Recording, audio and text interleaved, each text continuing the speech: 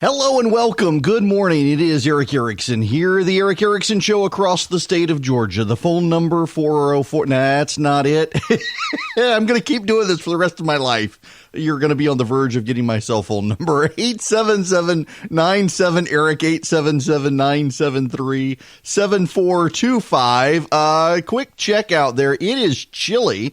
Very weird division as the cold moves through the state. So it is in northeast Georgia. For the most part, it is in the 30s. You've got Rome is 41, Adairsville 39, Blue Ridge is 36.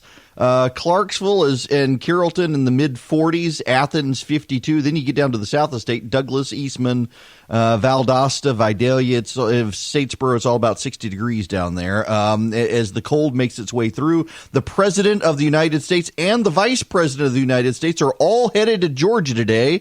The Democrats will be headed here in a couple of weeks for their debate. The reason the president and vice president are coming today, twofold. One, the president's going to host a fundraiser for David Perdue in Buckhead. For those of you who try never to venture into the godless city, that's the North Atlanta rich part. I don't even know where the fundraiser is going to be. I assume at the Financial Center, somewhere up in Buckhead. There's going to be a fancy fundraiser. Maybe it's going to be at somebody's nice house.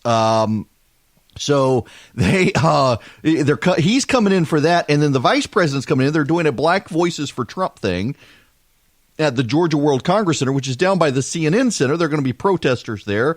And then tomorrow, the president is going to the Alabama-LSU game in Tuscaloosa, and protesters plan to show up. The Student Government Association in Alabama has told students that they can protest as long as they do so respectfully. If they get out of hand, they're going to lose their access to seats. Sort of an impressive play there by the SGA. Of course, the SGA is getting blown up by the national press. It was originally misreported that they were saying no protest at all, and that's not what they said. They said you got to do it respectfully. They don't want major blowups to happen there. This hour is brought to you by Dynamic Money. Go to dynamicmoney.com. Check out Chris Burns. If you need help with your life financially, Chris can help. If you need to help teach your kids good financial management, Chris can help. Chris Burns, he co-hosts for me. He is a dear friend, and he's got a great company that helps people reasonably, and they're not going to sell you stuff and try to make a commission on you. They're just going to give you sound advice for a flat fee. Go to dynamicmoney.com. I will get to the I will get to the Bloomberg and the Sessions news here in a little bit. I will get to the Democrats beginning to melt down on Elizabeth Warren. I will even get to Donald Trump Jr.'s appearance on The View, which was hilarious. He handled himself very, very well. Before I get to any of that, though, I'm hesitant to do this, but I think I need to do this, and I'll take your phone calls here as well, 877-97-ERIC, 877-973-7425. Can we talk about Jeffrey Epstein for just a minute, please? Here's Tucker Carlson from last night on his show. Right. This was an interesting story, obviously, with huge consequences that people wanted to know about, that involves powerful people on all sides of the political spectrum. This is not a polarized story in some sense. The people that Epstein was involved with, and we don't even know the extent of it, and we may never know, unfortunately, but they were not interested in doing more reporting on this because of threats from other people. Do bosses not back up their journalists anymore, or do they not do it in TV, I guess? What's just so interesting is Fox is the only channel pursuing this. So you had ABC is clamped down completely. They called over to CBS to make sure they fired the employee who leaked it. Meanwhile, CNN, Jeff Zucker's network, and NBC, Noah Oppenheim's network, are not covering this. So, in effect, all of them are covering up for Jeffrey Epstein. Why is this? And when they say we didn't have enough evidence, so we couldn't have run these stories, I don't believe that, right? Because they were happy to have Michael Avenatti on to talk about Julie Swetnick and so on and so forth. Like, when it's, do you know what I mean? Like, there was that we can't report this because we just don't have it 100% verified. That doesn't always, comport with their standards for how the news is covered, right? The only winner in this, I think, is Amy Robach. Meanwhile, the celebrity anchor at her channel is having dinner with Jeffrey Epstein. She's trying to report on it. They're thwarting her. I hope she's rewarded in some way. Yeah, so why is it the media is in a rush to protect the whistleblower against Donald Trump, and they don't even want to interview the whistleblowers with Jeffrey Epstein, and they're firing the whistleblower. CBS is firing the whistleblower who didn't even blow the whistle on CBS, blew the whistle on ABC. Well, why is this? I am not a conspiracy theorist, and I am perfectly content believing Jeffrey Epstein committed suicide. But I have to say, I understand why everyone out there in America believes he did not. I saw yesterday someone, I might have mentioned this, someone virally at an airport had the auto paging system in the airport page Epstein cover up, your wanted in baggage claim. I mean, it's been really creative. The people going into stores, rearranging the stockings, the Christmas stockings that have the letters on them to spell out Epstein didn't kill himself. The memes you see, I saw a meme right before Halloween. How do you eat candy corn? 1, open the bag. 2, pour the bag in the trash. 3, Epstein didn't kill himself. I've got to give people the creativity. It's a meme generated online. And one of the subcurrents here, and the reason there is so much here and so many people are willing to believe this, and why it is entirely plausible that it happened, is we have a lack of faith in American institutions these days that did not exist even 15, 20 years ago. Americans fundamentally believe that everything institutionally is failing us except perhaps the military. Even churches are failing us. I mean, when you think about it, you almost, and then listen, I'm an evangelical Christian, so it certainly shapes my worldview here, but you see almost supernatural forces in this. I mean, just don't let that turn you off. And just considering where we are, you've got scandals, sex scandals in churches, pedophilia, sexual harassment, you name it, undermining the integrity of churches, Protestant, Catholic, Orthodox. You've got military scandals. The military, although still highly valued, it's still coming under attack. The presidency, obviously, the Supreme Court, the judiciary, state governments, the media doing it to themselves more than anything. The media is totally undermining itself. Major American corporations undermining themselves, picking sides, saying that half the country is wrong on cultural issues. About the only group left that anybody trusts are small businesses, and they don't have enough clout to matter. And perhaps some local church groups and nonprofits. But for God's sakes, you've got the left even attacking Chick-fil-A. You've got the left going after the Salvation Army. In institutions that have long played a role in this country, either side is trying to undermine them, and some deservedly so. I think when corporations go woke and they decide they can't speak up on China, but by God, Georgia passed its fetal heartbeat bill, we're going to boycott, I can totally understand why people don't want to do anything with those corporations. I can understand why people are opposed.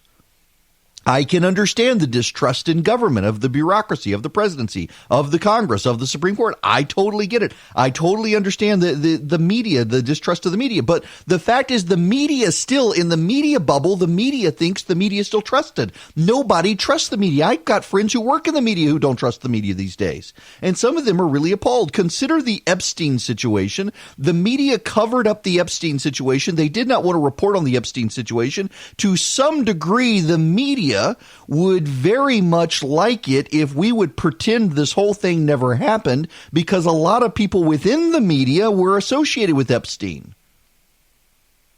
And it has much to do with damage control. Listen, I know people who are totally convinced the media is filled with a bunch of pedophiles, and given the conduct of the media on the Epstein thing, how can I convince them they're not? But it's not just Epstein. Consider the situation last week in Mexico. In Mexico, you had a family of Mormons murdered, women and children murdered, children, small children helping other small children escape the line of fire, themselves getting gunned down, shot in the back of the head, shot in the back, being closed up in cars while the cars are set ablaze, burned alive in cars. And what is the media reaction from the LA Times to the New York Times to the Washington Post to major television networks to the Associated Press to Reuters? Almost every single outlet out there. I think the LA Times had one. I know the New York Times did. I know Reuters and AP have run stories of Well, these Mormons, this is a cult down in Mexico, and they've got a polygamy issue, and they've got a violence issue, and they may have shaky alliances with the cartels. And did they get what they deserved?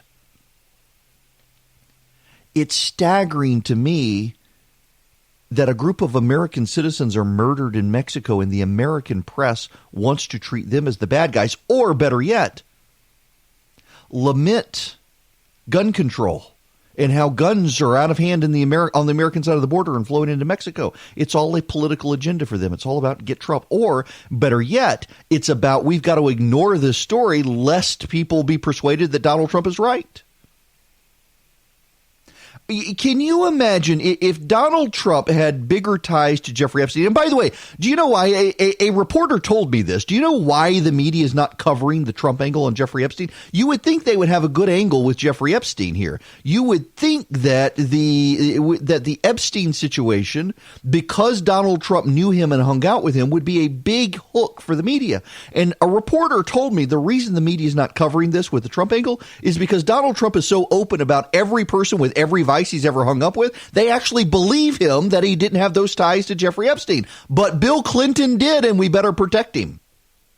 And people in the media did, and we got to protect them. Famous people did. We got to protect them. By God, they got to have access to the Buckingham Palace Will and Kate story, so we can't cover it. Meanwhile, they want to protect a whistleblower in Washington, D.C. about the president. They're outraged by Donald Trump Jr. for having named the guy. I mean, listen to this exchange with Sonny, what's her name, on The View with Donald Trump Jr. It happened to you. But we're taking your name. We're taking your...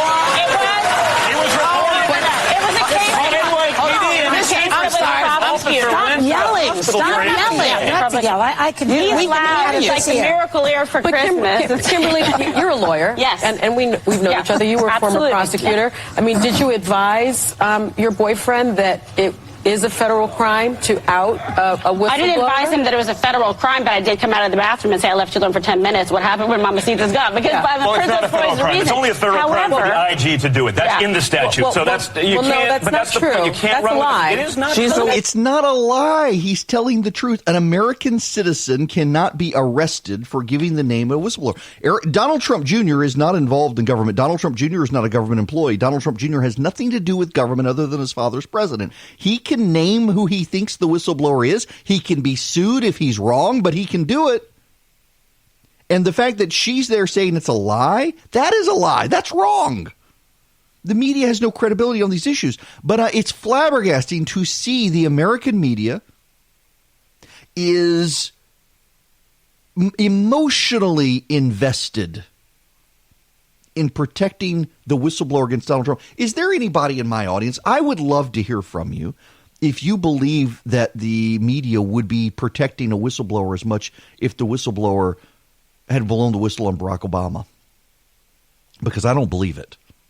I don't think the media would be protecting any whistleblower who blew the whistle on Barack Obama. I really don't.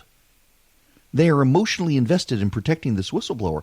But when you look at the situation with Jeffrey Epstein, ABC had CBS fire the whistleblower. Now, I got to tell you, full disclosure here, it was perfectly within their rights to do. They had every legitimate right to do. That person took video, was an ABC employee, improperly took video from ABC, leaked it to a conservative outlet, went to work at CBS. Absolutely, ABC had the right to do that. But if it was Fox News, what would the rest of the media reaction be?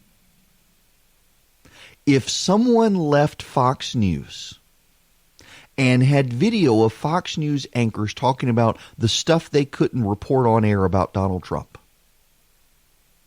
do you think that if that person had gone and worked for CNN, that CNN would have fired the employee? Hell no, they'd have their own show now. Do you think the media would cover it, overwhelmingly fixate on it? You're absolutely right. They would be giving amazing coverage to it. If Fox News did what ABC News did and it was exposed, Brian Stetler on CNN would have to go to the hospital for priapism. The media would be all over it. I mean, this would be an amazing situation for the rest of the media. The New York Times, the Washington Post, the LA Times, ABC, CBS, NBC, CNN, MSNBC, the BBC, the world press would be all over the fact that an employee from Fox News leaked a video that showed Fox News anchor say, we have this story on Donald Trump and we can't air the story on Donald Trump. We had everything, but they wouldn't let us air it. This would be an international story. But instead, it's Jeffrey Epstein, a serial pedophile whose death was questionable in a federal penitentiary, who had access to the rich and powerful globally, and ABC wouldn't run the story. They'd run the Brett Kavanaugh story, which was less substantiated than this story. Don't tell me it's a media double standard. And I bring up Seller, and I don't mean to pick on him. I think he's a perfectly nice guy at CNN, but his angling on this has all been that this got leaked to a right-wing group and circled the wagons in the press. The press circles the wagons on themselves, and they are they're perfectly of the left uniformly these days, and so they never circle the wagons to protect the right. They're always after the right. Is it any wonder there are a lot of people who don't trust the media? There are people on the left who don't trust the media. They're sabotaging themselves, and they're in such a bubble with such a sense of righteousness, they don't even realize what's happening to them. They're not willing to speak up on this. They're willing to protect themselves on this. They're willing to protect pedophiles to protect their own reputation. Is it any wonder we are where we are? But by God, those Mormons in Mexico, they probably deserved it. I mean, that's the American media today. Is it any wonder their ratings are as low as they are? So I mentioned CNN. I've actually got to give CNN a little bit of credit here. There was an election in Missouri on Tuesday, and I read all the headlines that Kansas City, Missouri residents were going to the polls to either preserve and protect or reject the renaming of a street in Kansas City after Martin Luther King Jr. You probably heard the story. It was in local papers around the country. And it was almost uniformly portrayed as a bunch of a white people rebellion, that they absolutely despised that a street had been renamed by the Kansas City Council after Martin Luther King Jr. And CNN actually went to Kansas City to interview people. And surprise, who's upset with the renaming of the street? The black residents of the local community. Turns out the street being renamed was in a historically black community that prided itself based on the name of the community. I forget the street name, but the community was named after the street. And this community had been built up over 100 some odd years, and just it was a slap in the face to the residents. And they really, really were opposed to it. There's a new wing being built at the airport in Kansas City, and they wanted that named after Martin Luther King Jr. They did not want their street renamed, and so it was the residents in that community, the black residents in that community, who led the effort within the city to get it changed back. And you probably would not have known that from most of the press. I got to give a lot of credit to CNN, who went there and interviewed the people and discovered that the story was not as was being told.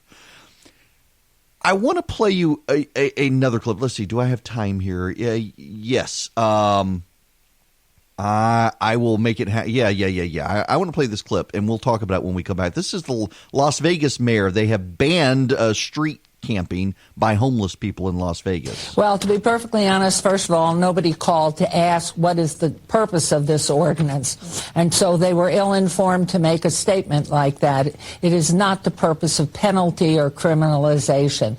It's the question of choice and providing service, beds, training, get back in a life of great integrity, success, and back with the loved ones that you share. So shame on these candidates for making those kinds of blatant statements to get somebody to listen and hopefully a vote. But unfortunately, most of the homeless population doesn't vote. So we have had great response to this and more offers of contribution and help, because in watching the entire thing, so many of them said, we were with you the entire time and we would like to contribute towards a porta potty or some containers or help with the veterinarian care that's going to be given to the pets that come in with the homeless. And that's unusual in a community to get that kind of reaction and support. Well, and we saw and heard so many.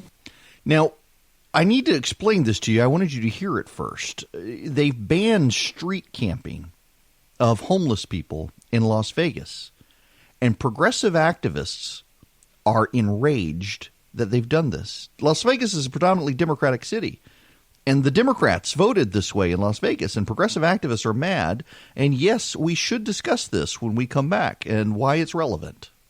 Yeah, I got to get to Anonymous here in a minute. You can call in if you like, 877-97-ERIC, 877-973-7425. We left, headed into break, and I remembered, I want Charlie to know. He better be listening. Charlie's my producer. Charlie needs to know. He needs to I came back from break and remembered what I wanted to talk about. Y'all have no idea how often I get yelled at, deservedly so, for telling people when we come back from break, we're going to talk about X, Y, and Z. And by the time we get back from break, I've seen something else and like Doug the dog in Up, squirrel, and go off chasing something else and totally forget the number of times I have gotten angry emails and phone calls to the show from people saying, I'm sitting in my car and you said you were going to talk about this and you never did. And I totally forgot. I found something more interesting. Yes, I did remember. I did remember. And the only reason I remembered I wanted to talk about this Las Vegas thing is because I went to see what sound I was going to play next. And it's like, oh, I've still got this one highlighted. Yes. Okay. If you're just tuning in, let me play this one more time for you. This is the mayor of Las Vegas. The Las Vegas, I've been there. Recently, Las Vegas banned homeless camping on the streets. This is becoming a thing in a lot of urban areas. It's happening in Atlanta, too, although Atlanta's starting to crack down. Rome has cracked down on this. They were having issues there. Valdosta has been having to deal with this issue. Savannah has been having to deal with this issue. Athens has dealt with this issue a little bit, although none compared to Atlanta. Macon is trying to figure out a way to deal with this issue. But in major progressive enclaves around the country, from Austin, Texas, to Los Angeles, to San Francisco in particular, those three major progressive hubs, essentially cities are legalizing the ability of homeless people to camp on streets undisturbed from the police. It's causing all sorts of problems, defecation on the streets, drug use, all sorts of things. Las Vegas is a very progressive city. It is controlled by Democrats, and they've said absolutely not. Here's the Las Vegas mayor. Well, to be perfectly honest, first of all, nobody called to ask what is the purpose of this ordinance. And so they were ill-informed to make a statement like that. It is not the purpose of penalty or criminalization. It's the question of choice and providing service, beds, training, get back in a life of great integrity, success, and back with the loved ones that you share. So shame on these candidates for making those kinds of blatant statements to get somebody to listen and hopefully a vote. But unfortunately, most of the homeless population doesn't vote. So we have had great response to this and more offers of contribution and help, because in watching the entire thing, so many of them said, we were with you the entire time and we would like to contribute towards a porta potty or some containers or help with the veterinarian care that's going to be given to the pets that come in with the homeless. And that's unusual in a community to get that kind of reaction and support. Well, and we saw and heard so many. Now, what was happening in Las Vegas is very interesting. It's progressive groups are outraged, and they've gotten Democratic candidates to get outraged about what Las Vegas did. You've had several of the Democratic candidates condemn Las Vegas for banning homeless camping on the Strip, on the streets. And the Strip is really what they're interested in. The Strip is all the big casinos, the Bellagio, Caesar's Palace, the Venetian, Mandalay Bay, Treasure Island, and the like. They're all there. And they have prohibited camping of the homeless there and the rest of the city. So I don't know if you know this or not, but there is a massive underground aqueduct system in Las Vegas. There are massive tunnels under Las Vegas that are designed for water flow when the rains come. Because, Las Vegas is out in if you've never been, and I'm not going to encourage you to go, I don't gamble. I've been out there a number of times. I've only gambled once, and it was someone else's money. And but it's so since I don't quite honestly, and maybe we'll get into this a little later. Although I feel like I'm going to be a broken record if I get back into it.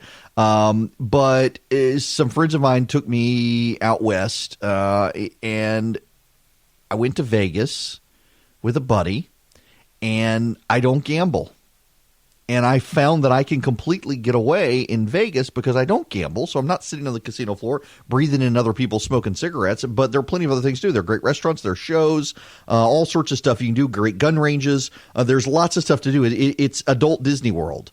So they've got a homeless problem. And there are a lot of homeless people in Las Vegas, and they live underground. It's cooler down there. Underground, it's shaded. The water flows, cooling down the area. And there was a big profile just a while back that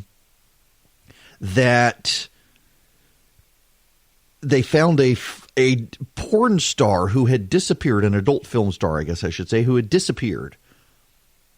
Nobody knew what happened to her. They assumed drug overdose or something. No, it turns out that she is now living in the aqueduct system with the other homeless people. She does have a drug addiction problem. Most of them do.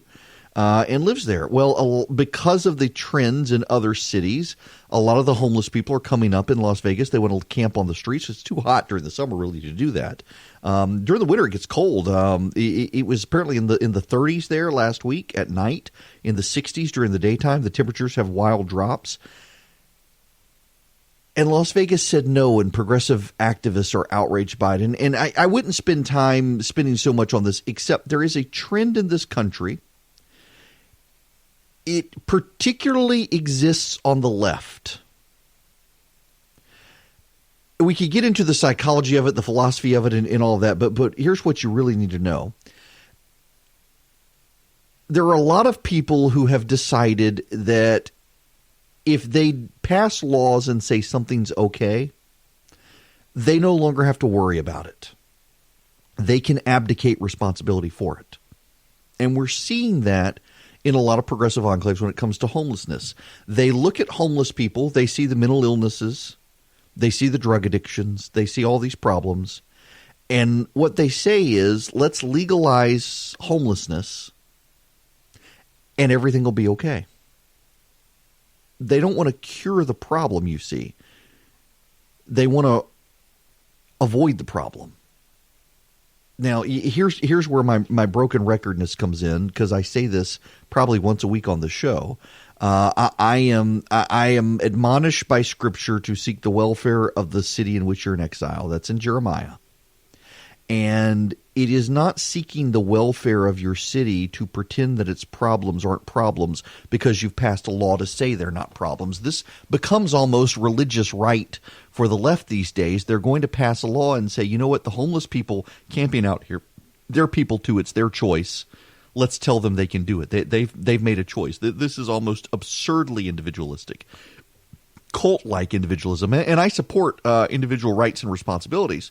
But what the left is saying is that this goes beyond rights and responsibilities. It goes to a fundamental matter of government, that this is a class of citizen, and this citizen doesn't really need our help. They just need us to pass a law to say what they're doing is okay. And once the law is passed to say what they're doing is okay, then suddenly the left doesn't have any obligation to take care of their fellow man. And I got to tell you, and I don't mean to be offensive, and every time I say this, I get hate mail from someone who wants me to know that it doesn't apply to them. I don't care if it doesn't apply to you. I don't care if it does apply to you. God bless you. But there are a lot of churches who are doing a really bad job on this front. They're sending their kids off to the beach in Cancun to work on their tan, hammer a few nails at a Christian ministry. Meanwhile, they're completely ignoring their own backyard. They're not seeking the welfare of the city in which they live. And listen, I'm all about supporting missionaries around the world. My wife and I spend money, give it to church to help missionaries. We've got missionaries in countries I don't even know where they are. I'm not allowed to know because it would put their lives at risk if I found out and accidentally said something. So they don't tell any of us where they are. But we support missionaries around the world. We are called to go forth and preach and teach and baptize in Jesus' name to make disciples. I'm all about writing the money. If I can't get on the plane, I'll write the check to get somebody else on the plane. Amen. Hallelujah. All that. But what about the homeless man who sleeps on the steps of the church? Do you have an obligation? I actually had dinner one night with a preacher who said it wasn't his obligation. That his obligation was to feed people the word and let the Holy Spirit take place. It's like the Holy Spirit wants you to deal with that. Doesn't mean your church needs to go set up its own homeless shelter, but get the person some help. What we see on the left is almost the same thing. They're saying, hey, let's make this legal and let people camp out on the streets, and it's no longer a problem. We've solved homelessness by saying homelessness is fine now. It's like looking at the drug addict whose life is falling apart and saying, hey, buddy, let's get you some more drugs. We can get you high and stabilize you as opposed to getting you off your chemical dependency. We'll fix the problem that way. We'll just give you more drugs. We'll make it legal for you to shoot up heroin. And we'll get rid of the social stigma. And that seems to be where the left is heading on all of this. It's more about the social stigma than it is about solving the problem. If we stop looking at homelessness as a problem, if we get rid of the social stigma, well, then everyone will feel good about themselves and we'll have more money to help other left-wing causes. It is a religious thing that's happening here, and I do want you to understand that. This is very, very, very much like I want to be delicate how I say this. I've been doing this a lot lately. Where I want you to hear the message more than I want to shock and. So just a random aside here. I'm going to go off on a tangent. You'll have to forgive me. I'm noticing there's this trend in conservative radio where there are people coming into radio who believe they just need to say outlandish things. There's no reason to go deep. There's no reason to talk in depth about a subject because let me just give you the superficial seal clap line that everyone can cheer at, the bombastic line that people do. Can't believe he said that, and then move on to something else. And I would much prefer to spend some time here where I can actually go a little deep in this and try to explain to you what's going on. And it's kind of there's no reason for me to do shock and awe when there's actually a substantive point to be made here. So I want to be delicate in how I say these things, but because I know particularly with some people how something like this will come across. But let me deal with this. When you look at instead of pagan, let's just say non-Christian communities. What you find is reflected in what's happening in these progressive enclaves. The beggars on the street, homelessness, the lack of institutional support for these people, all of the problems of a collapsed society that you find in non-Christian communities are now starting to come out. But here's the thing, if you're a student of history, if you go back prior to Christ, go back to the Roman Empire, the pre-Christian Roman Empire. Go back to the lands of Canaan before the Israelites. You know, there are all sorts of things within the tribes of Israel where God gives them their moral law, their ceremonial law, and their civil law, and it's designed to set them apart from every community around them. And the presumption has to be in these laws that these other communities look this way, and God wants the Israelites to not look that way, and not look that way by so operating differently, by what they eat, what they dress, how they dress, what they wear, how they build their homes, how they build their communities, whether or not they get tattoos, all of these things to separate out. And I got to tell you, what's so interesting to me as a student of history, as someone who's gone through seminary, who studied these things, the patterns that you saw thousands of years ago with the Israelites going into the land of Canaan, God giving them the law to distinguish themselves from everyone around them, what we see in these non-Christian societies is it looks very much like the things that God was telling his people not to have.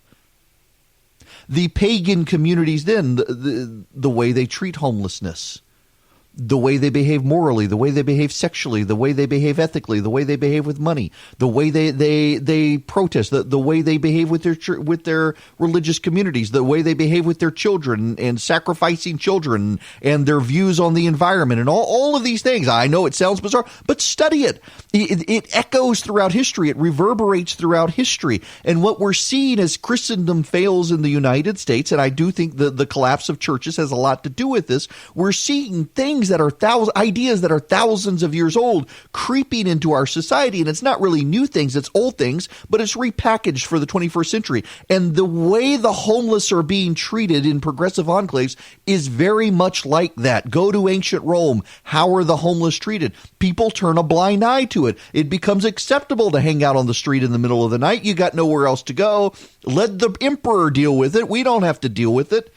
I mean, one of the things that set Christianity apart and made them be persecuted is the Christians were going into communities and telling the homeless people, rise up, come with me. I'll give you a warm meal. Let me tell you about Jesus. He'll take over your life and you'll be okay and we'll help you and we'll walk with you. And it was the pagans in Rome who, the gods will take care of you. I don't have to take care of you. Just a complete separation from society and a complete normalization of behavior that no one should treat as normal. An idea that I don't have to take care of my neighbor. It is the idea of Cain that I'm not my brother's keeper. That's essentially what's happening in these communities. It is the left saying, I'm no longer my brother's keeper. I don't have to deal with this homeless problem, and I don't want to have to think about this homeless problem, and we're just going to make it legal. We're going to let them stay on the street, and then we're done. Say, hey, we've made it legal. You guys go take care of yourself. That's what's happening. Now, they'll get mad at me for saying it that way because, we've got charities and we got community and we've got all these things. But that's the reality of it, is they're trying to make it legal. And now look at the reaction in Vegas. Las Vegas comes out and says, you know what? We don't want this in our community. And progressives are mad at Las Vegas. And they want to make it about greed, and they're putting tourists over the homeless population. Well, they're not putting tourists over the homeless population. Did you not hear what the mayor said? All these outsiders coming in and yelling at Las Vegas. If they make it legal and just let people camp out on the streets, then they're not going to go get the services they need. They're not going to get the food they need. They're not going to get the veterinarian help for their animals they need. They're not going to get the mental health treatment they need. They're not going to get the drugs they need from mental health providers. It's just interesting to watch this neo-paganism creep in, and it is indicative of this rise of the acceptance of homelessness on the street corner. And you know what? To hell with the property owners, that they can be inconvenienced. It's the progressive who can build a gated community who's not inconvenienced. It is a fascinating thing to see. And it's something that I hope you will be more cognizant of in your own communities as you start seeing this trend nationwide. And frankly, your churches should be the ones to step up and say, you know what? We'll help the homeless people if you're not going to. Okay, I got to play this audio. I wanted to do this yesterday. This is talking about the rise of neo-paganism out there. It really is something to behold. If you haven't seen this, it's started to go viral on the internet. This is, at least it's not happening here yet, although there have been some people here who have wanted to do it. Just listen. This is Ellen Scott. She's on Good Morning Britain, a British TV show. What is upsetting, genuinely, about clapping? So it's actually not just for people with anxiety. It's also people who use hearing aids. Clapping can be disruptive to that. People who have sensory processing issues, it can be very distressing and overwhelming to have those loud, sudden noises. But it is part of our culture, isn't it, to clap? If you go to the theatre or you go to a lecture or you go to a performance, or you go to a gig, you would expect that people would clap. Yeah, absolutely. And that could be preventing people from going to those events, which is a real shame. So if some theatres or some universities say, actually, we're going to be more inclusive and do jazz hands instead, that would be lovely. More people could get involved. And then what would be the penalty if you clapped? I don't think there's going to be a penalty, frankly. I don't think anyone's going to say, you need to leave. But if you were persisting with clapping, even though you've been requested to do something, that's not very polite, is it? Oh, so something would happen. So this is a journalist, Ellen Scott, who believes that instead of we need to shake our hands and the jazz hands, they call it. Y'all, what we are let me read you her biography on Twitter. Ellen C. Scott. This is word for word. She, her, writer, loves green tea, gets emotional about cats, lifestyle editor at Metro UK. Listen, it tells you everything you need to know when you see someone in their biography and on their Twitter bio or whatnot put in their preferred pronouns. It is a religious cult. And she essentially wants all of society to stop clapping, a historic multi-thousand-year-old tradition for a handful of people. I mean, it's very much the same thing with some of the other social stuff going on these days, transgenderism and the like, where all of society must upend itself for a handful of people. We're no longer to recognize sound science when it comes to biology because we might hurt the feelings of a handful of people. We can no longer clap in a theater because of a handful of people. It's absurd. It truly, genuinely is absurd. And listen, there are a lot of people out there saying, hey, this is in Britain, it's not here. But the trend lines are that this stuff makes its way here. And there are already people on college campuses here who say the same thing. And we find that the college campus kids, they get out into society and they still believe these things. And it's ridiculous to upend society for a handful of people. So here's one of the reasons that I do what I do every day and why I love my job is I can come in and I can talk to you about this stuff. And I know that a lot of you get in positions where you can't talk about this stuff. Even if you agree with it, you can't say it for fear of your job or friends or what. So here I am telling you these things. It's absurd. And right now you're thinking everybody can say this is stupid. You wait. Very few of you will be able to, but I'll still say it's stupid. Y'all, I would like to thank Quip for sponsoring this week's show. Y'all, I love my Quip toothbrush. I bragged about it forever. I continue to brag about Quip because it is a great toothbrush. In fact, I took a trip this past weekend. My Quip went with me, obviously. It goes with me everywhere. And I really do get 2 minutes of brushing my teeth. Now, if you're not familiar with Quip, Quip is actually, it's the size of a regular toothbrush. It works on 2 AAA batteries. They send you the battery, or 1 AAA battery. They send it with the Quip. And it just works. Your toothbrush gives you great sonic vibrations for 2 minutes. It pulses for every 30 seconds it pulses so that you know to switch it around in your mouth to get an even brushing. My dentist, my orthodontist, they both think I've been bleaching my teeth. I haven't. I've just been brushing really, really well because the Quip vibrations are great to clean and the pulse makes sure that I know I've got 2 minutes to go. It turns itself off after 2 minutes and it makes sure that I'm getting an even cleaning by pulsing every 30 seconds as I switch it around. If you haven't tried Quip, let me slow down. If you haven't tried Quip, you should. You really actually should. It's a great toothbrush. I've tried the $100 supersonic toothbrushes. Nothing comes close to the Quip toothbrush. Nothing has incentivized me to get a 2-minute brush into my teeth like Quip. You'll find that's the case with you, my wife, my kids. We've all got Quips. Quip starts at just $25. You can get your first refill free at getquip.com/Erickson, ERICKSON. It's a simple way to support the show. It's a simple way to get a better toothbrush. You go to getquip, getquip.com/Erickson, and you'll get a refill free. Your brush head, every 3 months, they'll send you a new one. Your first one will be free. Go right now to getquip, getquip.com/Erickson. Take advantage of this great deal.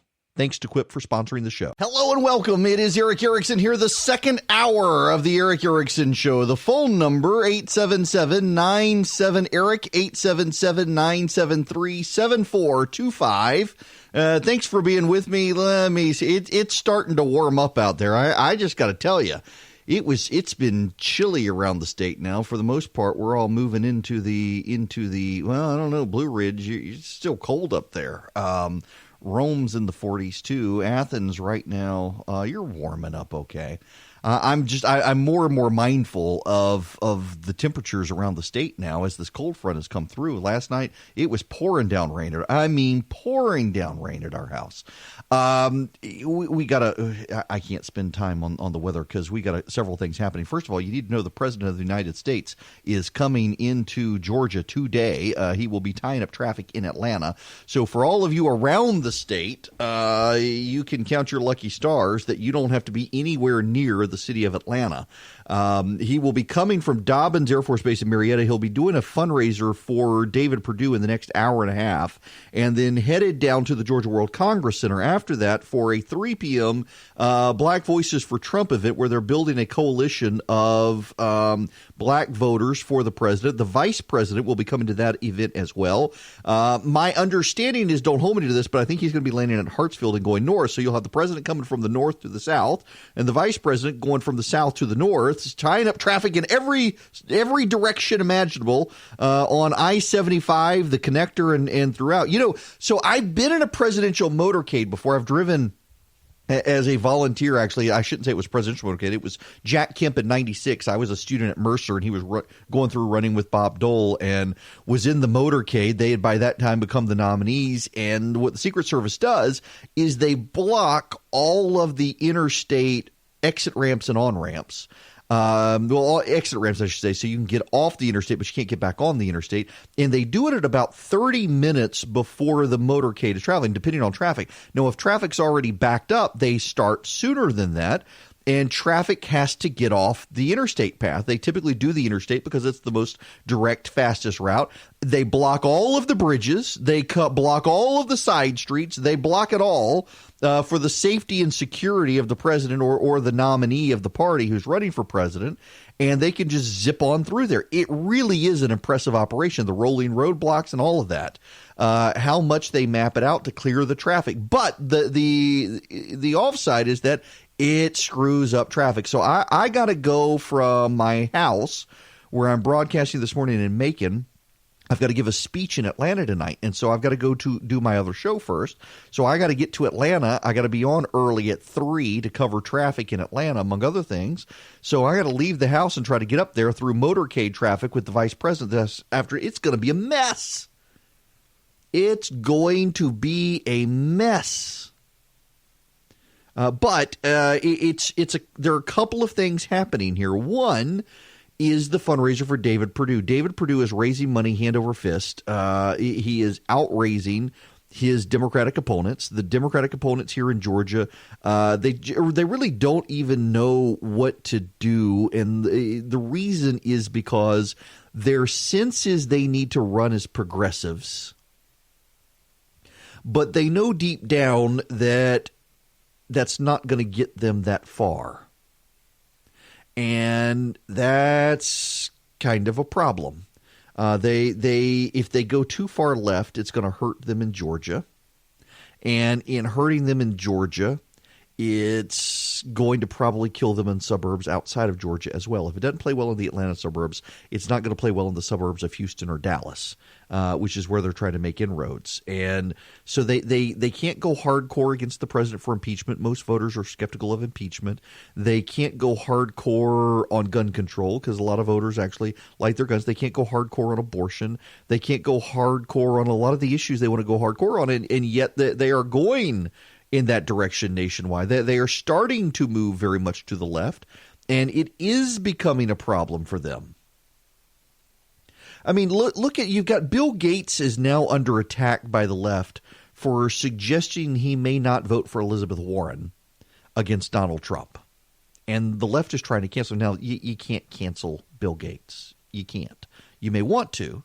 But he's raising a concern about Elizabeth Warren, and the left is livid. I've paid over $10 billion in taxes. I paid more than anyone in taxes. But I'm glad to have paid. If I'd had to pay $20 billion, it's fine. But when you say I should pay $100 billion, okay, then I'm starting to do a little math about what I have left over. Sorry, I'm just kidding. So, you really want the incentive system to be there, and you can go a long ways without threatening that. Have you ever talked to Elizabeth Warren about any of I've this not. before? Would you? Would you want to? I'm not sure how open-minded she is, or that she'd even be willing to sit down with somebody, who has large amounts of money. This is interestingly enough becoming one of the chief arguments about Elizabeth Warren from moderate Democrats. And let's not kid ourselves, Bill Gates is not a Republican. But the idea that she doesn't listen, that she doesn't want to listen, that she doesn't need to listen, that she has all of the ideas, that she's not willing to change her mind, it's troubling to a lot of moderate Democrats. It is troubling to a lot of people about where the direction of the Democratic Party is going, because I think most Americans institutionally, by the way, you should know it is Hispanic voters who have immigrated from Central and South American countries that are very socialist that intuitively understand this. They all kind of understand that if you're taking all the money from the billionaires, you're taking all the money from the job creators. The government doesn't create jobs. Remember, Elizabeth Warren is the one who, when she was running for senator the first time, gave this speech about how you may own a factory, but you didn't build that. Barack Obama kind of echoed this as well. Do you recall this, where she was talking about who put up the roads, who put up the phone lines, who put up the water pipes, who put up all that? It was the government. It was the government who did this. You didn't build your factory. The government built your factory. Never mind, you actually built your factory. She essentially saying it was the government that had to do all this stuff. So she hears a billionaire. She hears people say, it's the billionaire who created the job. And she says, no, the billionaire didn't create the job. It was the government that created the conditions by which the billionaire could do it. So the billionaire needs to give that money to the government, because but for the government, the billionaire couldn't have done this, which is actually completely defiant of American history.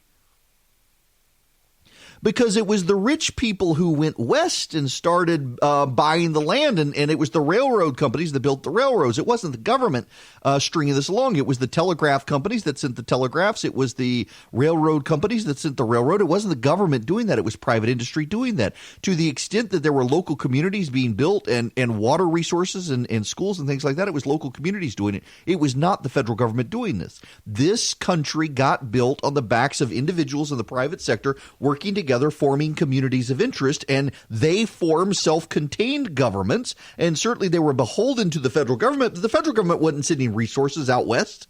As we were building the West, it defies American history to say that. And yet that's what she says. And we're going to hear more and more of this as these things go on. I will tell you, it's very interesting now to hear people like Andrew Yang suddenly speaking up. Yang all of the Democrats are actually starting to be a little more vocal about how far left Elizabeth Warren is going. There's a real concern. We'll get into Bloomberg here in a minute and why Bloomberg is running and the left's reaction to it and the Democrats' reaction to it. But here's Andrew Yang on the Elizabeth Warren situation. The fact is, the burden has to be on our government to demonstrate to the American people that any Medicare plan or public plan is a better alternative to the existing insurance programs. And if we can demonstrate that, then people will vote with their dollars and with their feet, and we can squeeze out private insurers over time. But if we can't demonstrate that, then American consumers will make the choices that are best for them and their families. And unlike Elizabeth Warren, I do not believe that every American hates their insurance company. I think that there are some Americans who actually are quite attached and happy with their coverage. Yeah. This Medicare for all stuff just isn't cutting it for the Democrats. They're starting to get scared of it. They're starting to be bothered by Elizabeth Warren's push for it. Even Kamala Harris was on TV the other day walking it back, saying that, maybe we don't want to go that far. I mean, Kamala Harris herself is out there saying that she didn't want to throw people off their insurance plan. And yet you've got Elizabeth Warren out there now saying, we got to do that. We got to throw people off their insurance plan to put them all on the government plan. And the government plan will be better when people like their insurance plan. So I got to tell you, just on a personal note, my wife I have mentioned before, she's got a form of lung cancer. It is, it's one that there's really not a cure for it, but you can keep the cancer from growing. With the miracle of modern medicine, there's a pill that she takes. The pill is $22,000 a month. After insurance deductions, it is $16,000 a month for this pill. And thankfully, I have private insurance through my company, and my private insurance foots the bill for the pill. That we couldn't foot the bill for the pill, but the insurance company takes care of it for us. And I had a number of people tell me that that if we went on Obamacare, if we had to get insurance through the insurance marketplace of Obamacare, that we would be fine. And I actually looked, and no, that's not the case at all. We don't pay a penny for this pill. And if we were in Obamacare, we would be bankrupt. We would absolutely be bankrupt. The government would not cover the pill for us under this plan. What the government would do is, because she has lung cancer, they would say you have to go through chemo. They would pay for chemo, but not the pill. Well, we know with the form of cancer that she has that chemo doesn't work, that the first route is, and by the way, her doctor is the expert on this form of cancer. And he knows that your first route is to go with this pill. It keeps the tumors from growing. In some cases, the tumors may retreat, but it's more effective than chemotherapy. The problem is this is genetic. You have chemotherapy, it gets rid of all the tumors. They will come back. But under Obamacare, we would have to go a route that we couldn't. I mean, even her doctor has been very adamant that this it's not a feasible setup for us to be on a public option. And if Elizabeth Warren is just building off of that for her Medicare for all, Medicaid for all plan, we would be in a world of hurt. Andrew Yang is right. People may not like dealing with their insurance companies. They may not like dealing with the open enrollment every year. And if you miss this week, then you're not going to have insurance for the next year. And it's frustrating. It's aggravating. But people can go to the doctor and their bills get paid. You know, because of my wife's situation, we take the lowest deductible. We could certainly take the higher deductible, but we meet our deductible in January of every year. I mean, the insurance goes into effect January 1st. We've met our deductible by January 30th every year. And that would not be so with Medicare for All. So full disclosure, I'm very biased in this situation. But I know I'm not alone. Medicaid for All would probably be a death sentence for my wife. And for a lot of other people, too. There would be a lot of hardship. People who have good private insurance right now. I got to tell you that it's crazy to me that we're at a point where she can do this. And I got to say, this entire go after the billionaires, because Bernie Sanders is doing it too, it really strikes me as jealousy. That the campaign is being run on jealousy. On a sense of entitlement and unfairness, that you should have this because they have this, that somehow they've taken advantage of you. No, they've given you a job. It seems to me the person who's creating the opportunities should make more money than the person who's taking advantage of the opportunity. The person who came up with the idea should do well. And in this country, we have an entrepreneurial spirit. We always have, and people do very well. We have more millionaires and billionaires in this country than anywhere else on earth per capita. We have more billionaires in this country than China on a person-for-person basis, even though they have so many more people. And it's because of our robust entrepreneurial system, our private sector, our free market. And Elizabeth Warren wants to undermine that. And she sees that situation. And she sees a situation as that these people could not have done that but for the government. I got to tell you, the government could not have done that except by a bunch of small businessmen coming together and leading a revolution to create their own government that they could be masters of instead of having a king across the sea in charge of it. And those people wanted the government here in large part because they wanted a government that would stay out of their lives and not take credit for their individual success. And here comes King George, the whatever, Elizabeth Warren. And she now wants to be in charge and tell you that your success comes from the government as opposed to the government's success coming from you. And it's backwards, it's perverse. And the fact that there are a bunch of people who like it shows how much our schools have failed to teach accurate American history. Believe it or not, I really did send out that sweet potato pie recipe yesterday. It's so good. Brown butter sweet potato pie. Somebody actually asked me, what is brown butter? We're going to have a cooking segment on the Eric Erickson Show momentarily. So if you take a skillet, don't use a dark skillet. Use a shiny silver skillet. I got to watch my S's there because I may say a bad word. A shiny silver skillet. Stainless steel, aluminum, what have you. Put your butter in there. Turn the stove on medium heat. And the butter will melt, and then the butter will foam. And as it foams, you'll see little white flecks at the bottom. That's called milk fat, milk solids. And they begin to brown. It's butterscotching is essentially what you're doing. You're butter scorching. You're browning the butter. You see the white milk solids at the bottom of the butter, and they begin to turn brown. And as they begin to turn brown, the light yellow color of the butter begins to darken and look more caramel.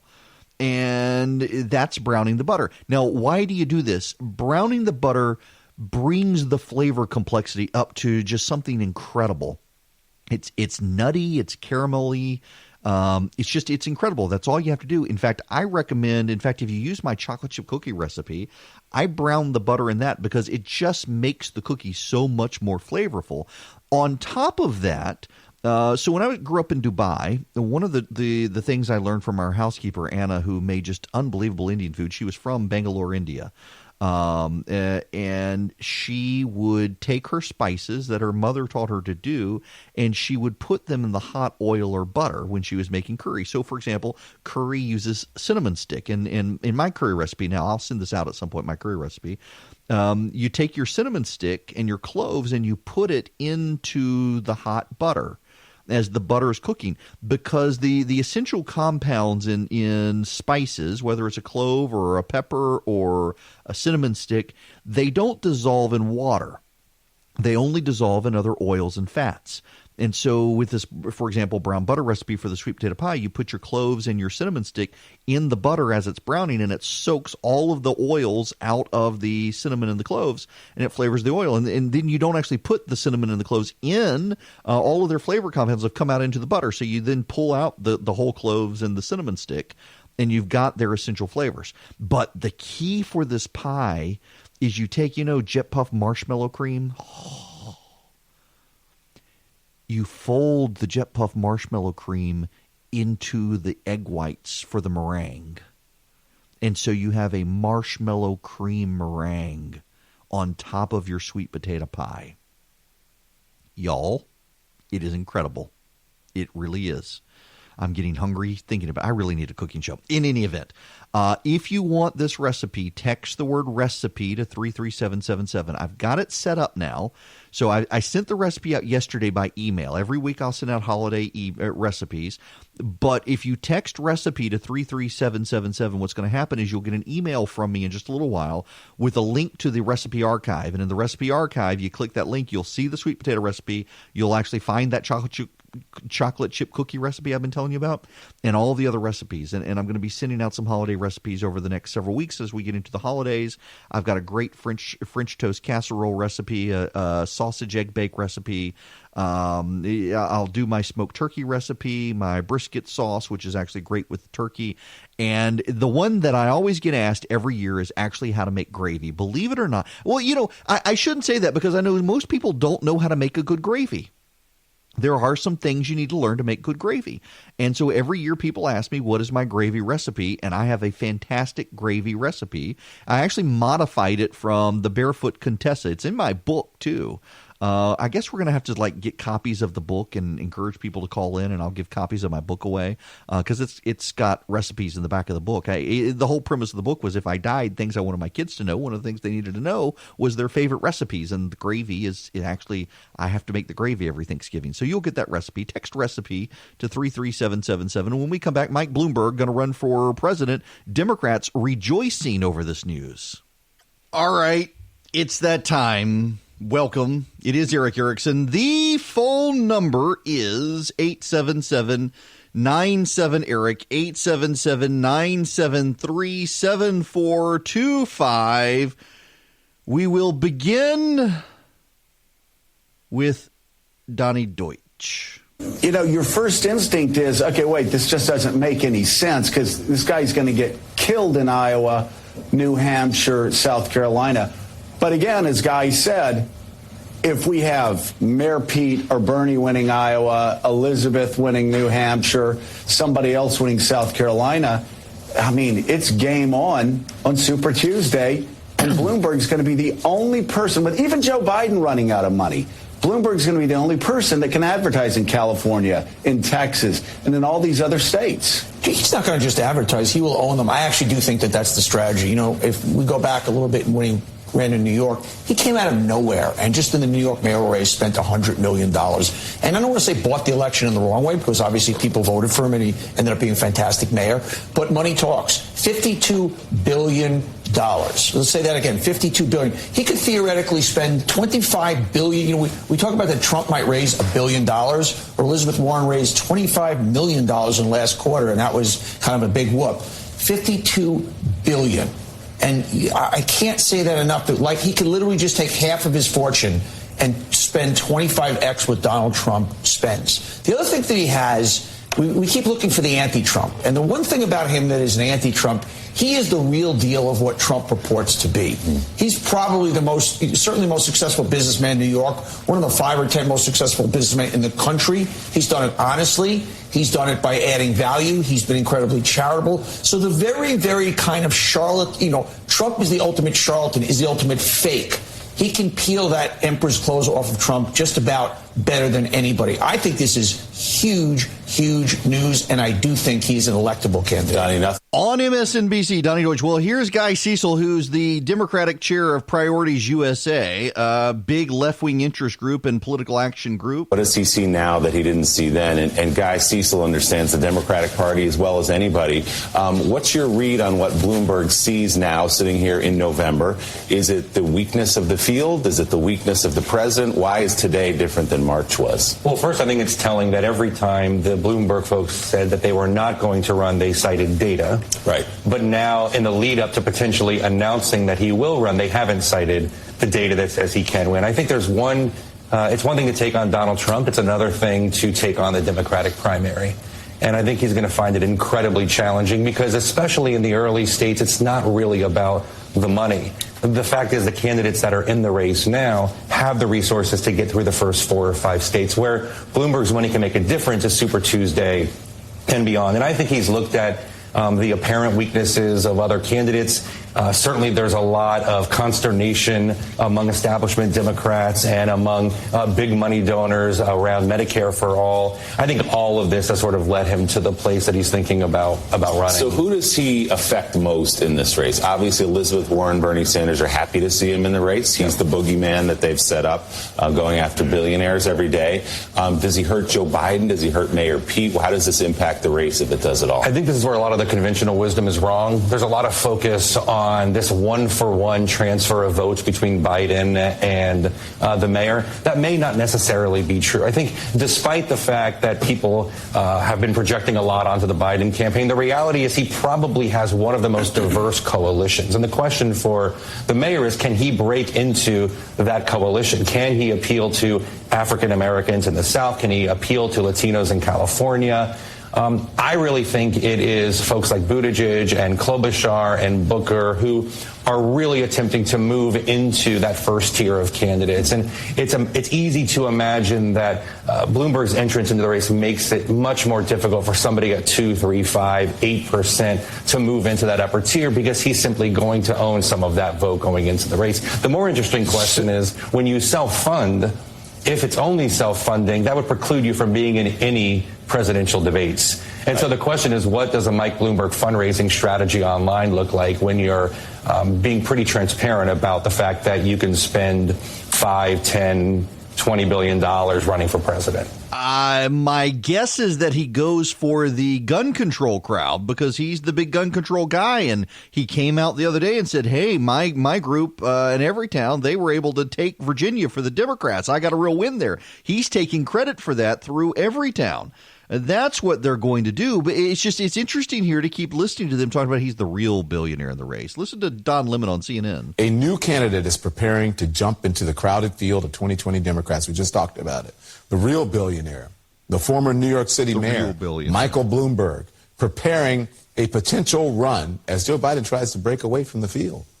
A Trump campaign source telling CNN that Bloomberg entering the race, it really could pose a threat to Trump, who is not likely to be happy that there's another billionaire, a real billionaire on the scene. A real billionaire, he says. Tom Steyer's there. What about him? Tom Steyer's a multi-billionaire. It's hilarious that they're trying to do. They're trying to get everybody's dander up. Now, Paul Begala also on CNN about this. I suspect what we saw in that clip with Kate Baldwin. I think that the mayor was probably right when he presumed he couldn't get through the Democratic primary process. Truth is, if he stands on a stage with Donald Trump, I think he matches up very well. He's actually a businessman. He's actually a billionaire. He's actually a philanthropist. He's all the things that Trump pretends to be, but is not. And I think that works very well. He's got to get through a Democratic primary, though. Amanda's right. He does have a great reservoir of goodwill for having funded climate, and particularly on gun safety. I was in Virginia, I lived there, and I was there Tuesday night for the big election. And the folks from Moms Demand, from Everytown, these groups that have been working, and many of them funded by Bloomberg, they might really love him. But that's not going to be enough. We'll see. I mean, I'm all for more people running, particularly if they are billionaire, hire a lot of consultants like I used to be. But I just have a hard time seeing him being able to pull together. I will say Joe Biden started the race. The day he announced he was at 28. You know where he is today? 28. We keep waiting for him to collapse. Everybody presumes, including me, I keep thinking he's going to fade. The resilience of Biden's coalition has been pretty impressive to me so far. Yes. Listen, whether you like Begala or not, that is the best analysis I've heard about Bloomberg. He's got to make it through a Democratic primary. That means he does have to fundraise. The coalitions these days, they are skeptical. And I got to tell you, I don't think that, contrary to the wisdom you're hearing from some on MSNBC, I think Paul's right. I don't think this hurts Joe Biden. I think it hurts Elizabeth Warren and the rest of them. The Biden coalition has been remarkably stable. The people who are going to be the biggest winners in 2020 are going to be the consultants to Tom Steyer and Mike Bloomberg. They are going to make serious coin off these guys, and neither of them is going to be the Democratic nominee. Bloomberg should have run an independent race, but he knew he can't because what happened to the Starbucks CEO? I mean, he was roundly destroyed by the media. But, you know, a lot of Democrats don't like Mike Bloomberg. Remember, he was a Republican. He ran for mayor of New York as a Republican. And then he became an independent. You know why Mike Bloomberg was a fairly successful mayor in New York? Because he had enough money he could buy off the opposition. And I don't mean that disparagingly. I don't mean that he did something illegal. It's just you got a city councilman in New York City who needed something, who was opposed to the mayor on something. He's got a favorite charity. The mayor makes a $100,000 gift to that charity. Suddenly that guy's coming on board the mayor's team. It's not a bribe to the guy. The mayor just knew that the guy was interested in that. And so he went off in that direction. It's going to be interesting to see him navigate. And I don't know how successful he's going to be able to do it. Let's go to the phones. 877-97-ERIC, 877-973-7425. Dennis in Cartersville, you're going to be up next. Welcome. Yes, sir. Thank you for taking my call. Sure. I just want you to know you're in my thoughts and prayers with your wife. Well, I appreciate it very, very much. I do. Well, I've been through it twice, and hang in there. Everything's going to be good. God's going to take care of you, okay? Thank you very much, Dennis. Thank you very much. Dennis in Cartersville, thank you for that. I do appreciate that phone call. We've discussed the situation on the show. If you want to really find out where my head is on this, you can go to theresurgent.com right now and read my morning post, or text show to 33777 and you can get that. We got a lot going on in the Erickson household these days. On Bloomberg, there are a couple more clips I want to play for you. Particularly, I want you to listen to Juan Williams on CNN because there's a recurrent theme with these guys. Listen to Juan Williams. This is on Fox News. Trouble for Joe Biden. There's no other reason for Michael Bloomberg to take this step other than that his perception is that Joe Biden is stumbling, uncertain on the stage, and having trouble raising money. And he thinks that there is space in the middle of the Democratic primary right now that he, Michael Bloomberg, can claim. This is I read this afternoon, someone said it was a seismic event for the Democratic race. And I think it could be potentially. Let me just be clear. I know that he has limited support in our most recent Fox poll. put that number up. 6% said that they would definitely vote for him. 32% said they would never vote for him. Right, so 6%. As you can see there, Michelle Obama at 50, Hillary Clinton at 27. Well, most people don't know who he is even still. I mean, across the country. But here's the big thing. I mean, you got to go back and remember that he was a Democrat. He just became a Democrat in October of 2018. Right? So that's just a year ago. Like President Trump being a Democrat before he became a Republican. Well, a little different in the sense that he was an independent from 07 to 18, a Republican from 01 to 07. 3 terms as New York City mayor, 02 to 13. So he's been a chameleon, if you will, Martha, changing political stripes. And now, remember, the key issue for so many of the Democrats on the left, and here I'm thinking about Bernie Sanders, Elizabeth Warren, income inequality, increasing taxes on the rich. Here comes Michael Bloomberg, who's a billionaire. I think it's $45+ billion. All of these people are so giddy that Bloomberg is getting in to take on Donald Trump. And I honestly think Paul Begala has the most grown-up reaction to this, the most mature reaction to it, that Bloomberg's probably not going to be able to get through a Democratic primary. On stage with Trump, he may be great, but he's not going to get through a Democratic primary. And he's not going to hurt Biden. Biden has the most stable coalition within the Democratic Party. His polling is where it was a year ago at 28%. Here's the CNN panel. Democrat told me today, and that is what I think is alarming some of these folks in the party right now. You know, Pamela, there's a lot of concern among some of these Democrats that the current field potentially could lose to Donald Trump. He could be reelected for another 4 years. It looks like Michael Bloomberg, who has not formally announced or anything along those lines, but he's seriously considering running. I suspect he's one of those as well. No, absolutely. And I think, you know, when you look at from Trump's point of view, Trump world's point of view, they would look at someone like Michael Bloomberg as a potential threat because of what he brings to the table on the business front. As we know, Donald Trump has prided himself on what he views as his business acumen, his business success, being a wealthy man. Well, that's something that Michael Bloomberg clearly brings to the table, and I think that could be viewed by the president and his allies as a real threat. I mean, the argument for, to Pam's point, the argument for the bumper sticker for Michael Bloomberg is Donald Trump, but richer, more successful, and less offensive. I mean, that's the Bloomberg argument. Like, I'm richer than this guy, I've been more successful than this guy, and I have 12 years as the mayor of New York City to demonstrate that from a policy perspective I can get things done.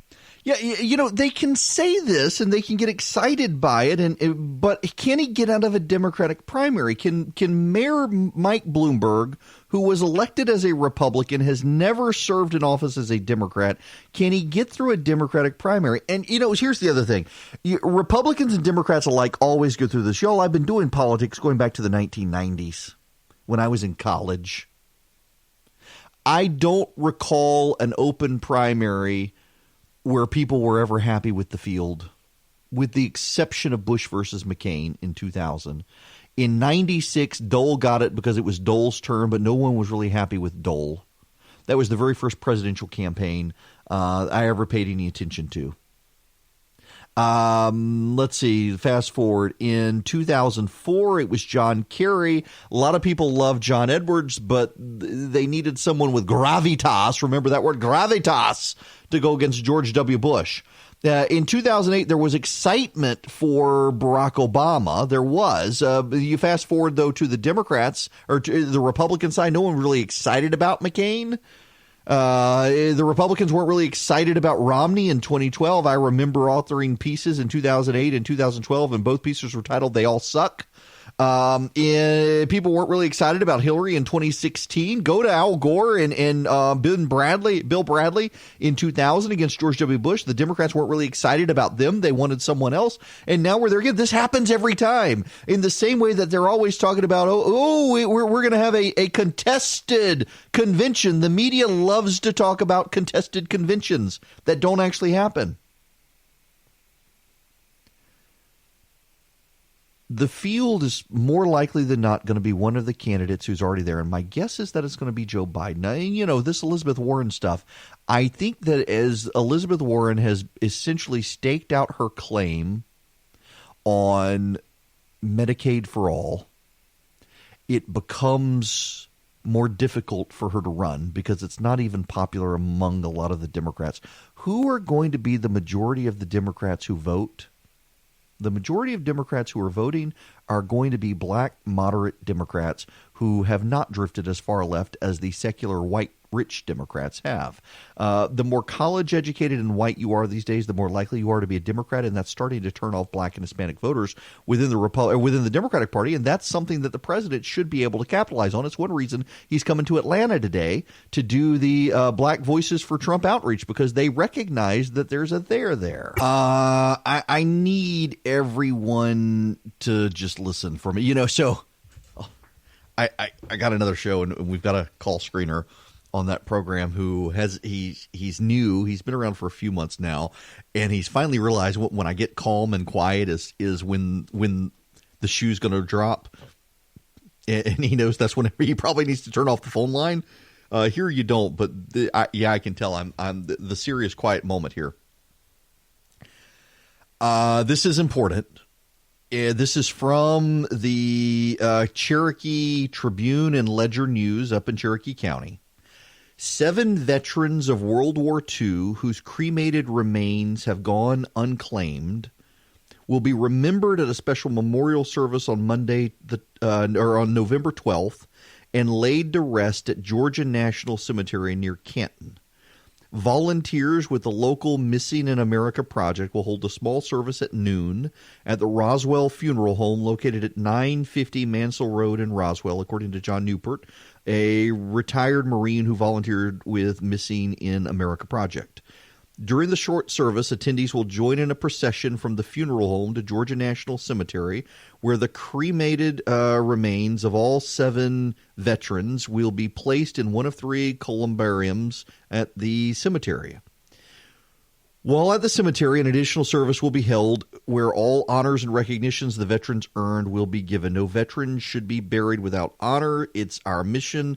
The National Missing in America Project organization has dedicated itself to ensuring that the unclaimed cremated remains of veterans are laid to rest with the honor they earned for their military service. As part of the national organization, the North Georgia Missing in America Project works closely with funeral homes and other facilities throughout the area to help achieve the goal. Now, the 7 World War II veterans who will be interred at the Georgia National Cemetery are Sergeant William Wallengren, Private First Class, Robert Green, Technician 5th Grade, John Imbert, Technical Sergeant, John Campbell Jr., Captain, and Captain Frank Teasley, and Sergeant Robert Forrest Sr., all of whom served in the U.S. Army or Army Air Force during World War II, as well as Specialist First Class James Sheridan of the United States Navy.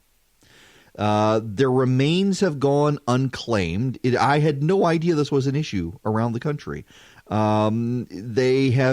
People have tried to identify next of kin. Next of kin were not found for their remains. And so there will be a funeral service for these veterans of World War II in Roswell and interred at the Georgia National Cemetery in Kent. Y'all, if you can go, I would encourage you. I'm pulling up my calendar now. I actually think I'm in a position where I can't go.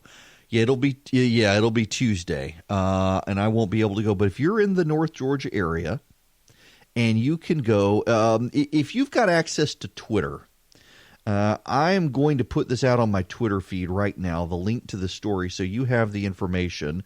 If you're in Georgia or nearby, a group of World War II veterans whose remains have gone unclaimed will be buried on Tuesday.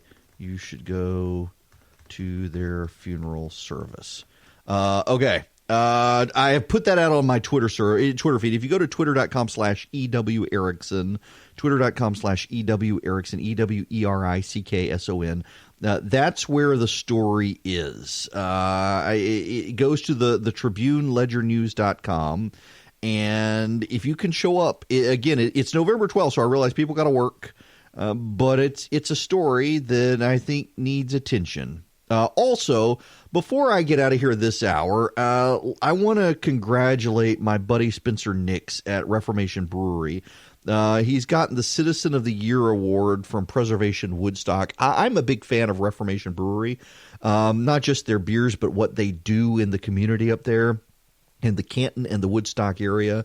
They have made a just profound commitment to help revitalize the downtown communities in Canton and Woodstock. And I'm tremendously proud of what they've done. They've also, you've seen me wear my Reformation Brewery t-shirts on the air occasionally. It is Friday. Normally I wear a beer brewery t-shirt.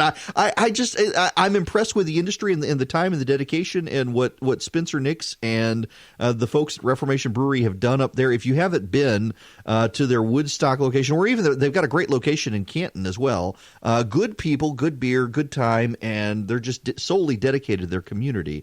Really, really doing a good job. When we come back, the climate change hysteria. Y'all, I would like to thank Quip for sponsoring this week's show. Y'all, I love my Quip toothbrush. I bragged about it forever. I continue to brag about Quip because it is a great toothbrush. In fact, I took a trip this past weekend. My Quip went with me, obviously. It goes with me everywhere. And I really do get 2 minutes of brushing my teeth. Now, if you're not familiar with Quip, Quip is actually, it's the size of a regular toothbrush. It works on 2 AAA batteries.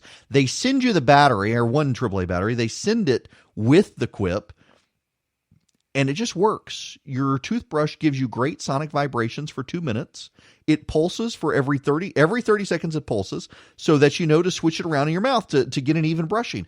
My dentist, my orthodontist, they both think I've been bleaching my teeth. I haven't. I've just been brushing really, really well because the Quip vibrations are great to clean, and the pulse makes sure that I know I've got 2 minutes to go. It turns itself off after 2 minutes, and it makes sure that I'm getting an even cleaning by pulsing every 30 seconds as I switch it around.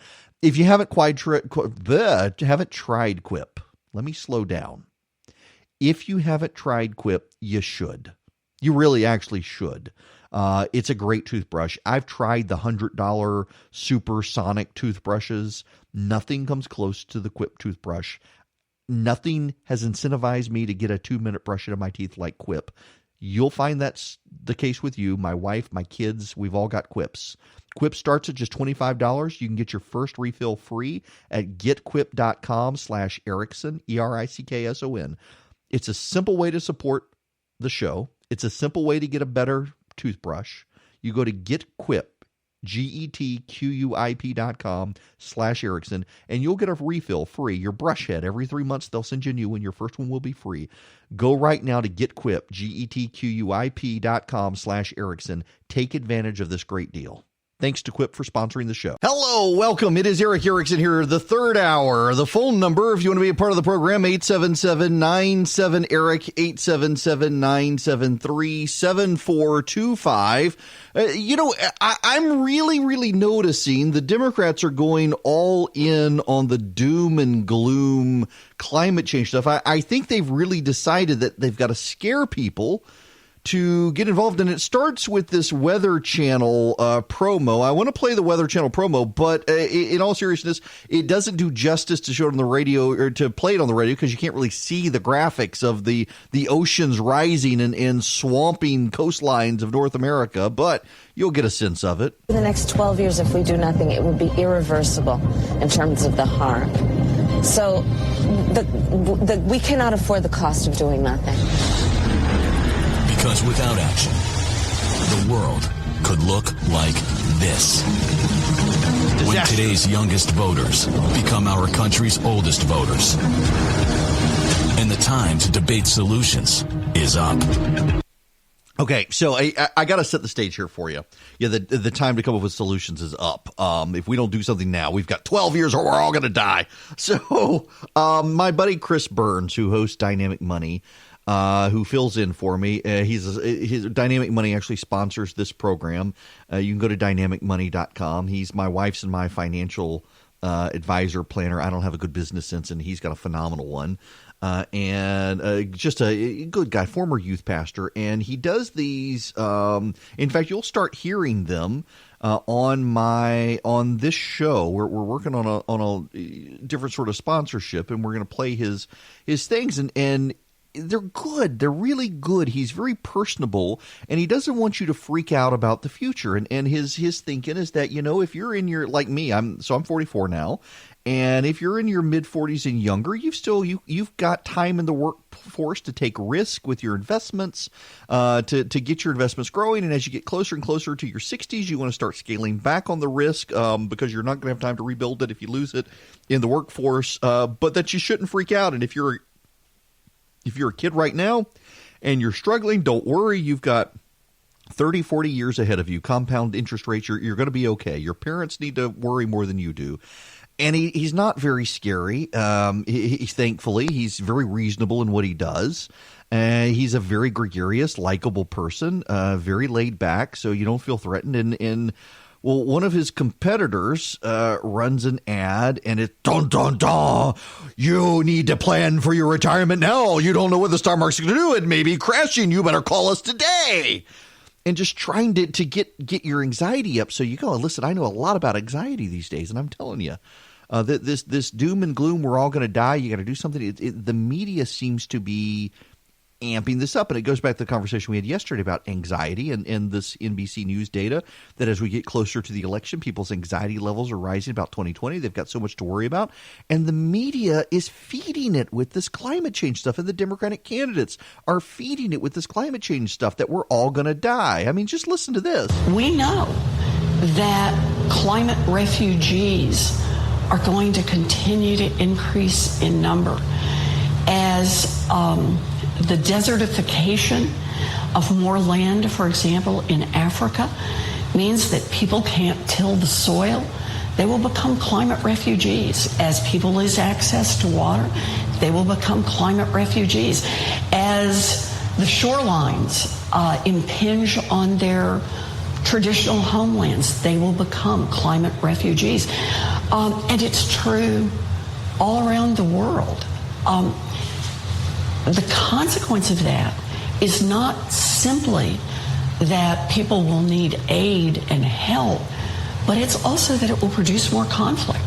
There will be fights over water. There will be fights over land that can be farmed for food. And this poses a threat in the local areas, but it poses a global threat. I mean, the doom and gloom and nightmare scenarios. And the Democrats will counter and say they're being serious. This is what the data says. We've got to do something. But the whole idea, we've got 12 years left or we're all going to die and war is going to break out because of climate. There are just 3 industries in America that produce together about 70% of all our carbon emissions. You push those 3 industries, and all of a sudden the world looks different. So by 2028, what I plan is that all new housing, new buildings will have 0 carbon footprint. No more carbon emissions from our buildings. By 2030, all new cars and light-duty trucks, 0 carbon footprint. And by 2035, the production of electricity, 0 carbon footprint.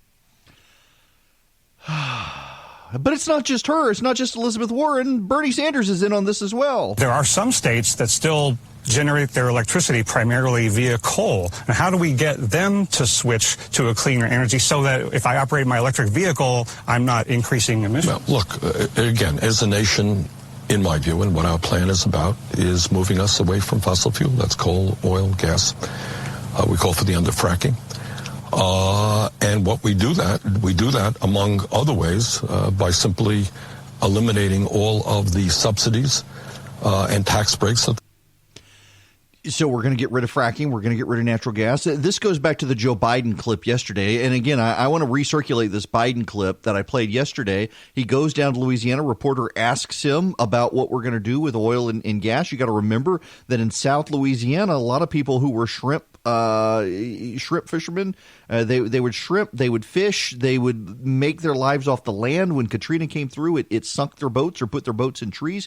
You go down to South Louisiana, you can still see boats in trees. And I'm not kidding. There are live oak trees down in Louisiana that have boats in them still from Katrina. 14 years ago, Katrina. And here comes Joe Biden down there. He gets asked this question. Oil and gas revenue is a big topic here for Louisiana right now. You dealt with this when you were in the Senate. You dealt with this when you were vice president.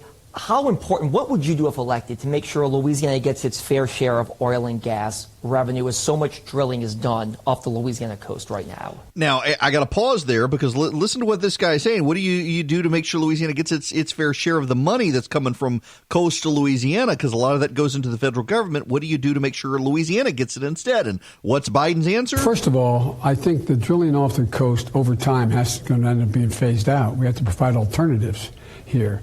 But the fact is that the places that are taking the hit for the supplying the nation with energy needs should be compensated, and where it comes from. So I've never argued against that proposition. What I have argued against is the notion that the answer to this is to find more fossil fuels to burn.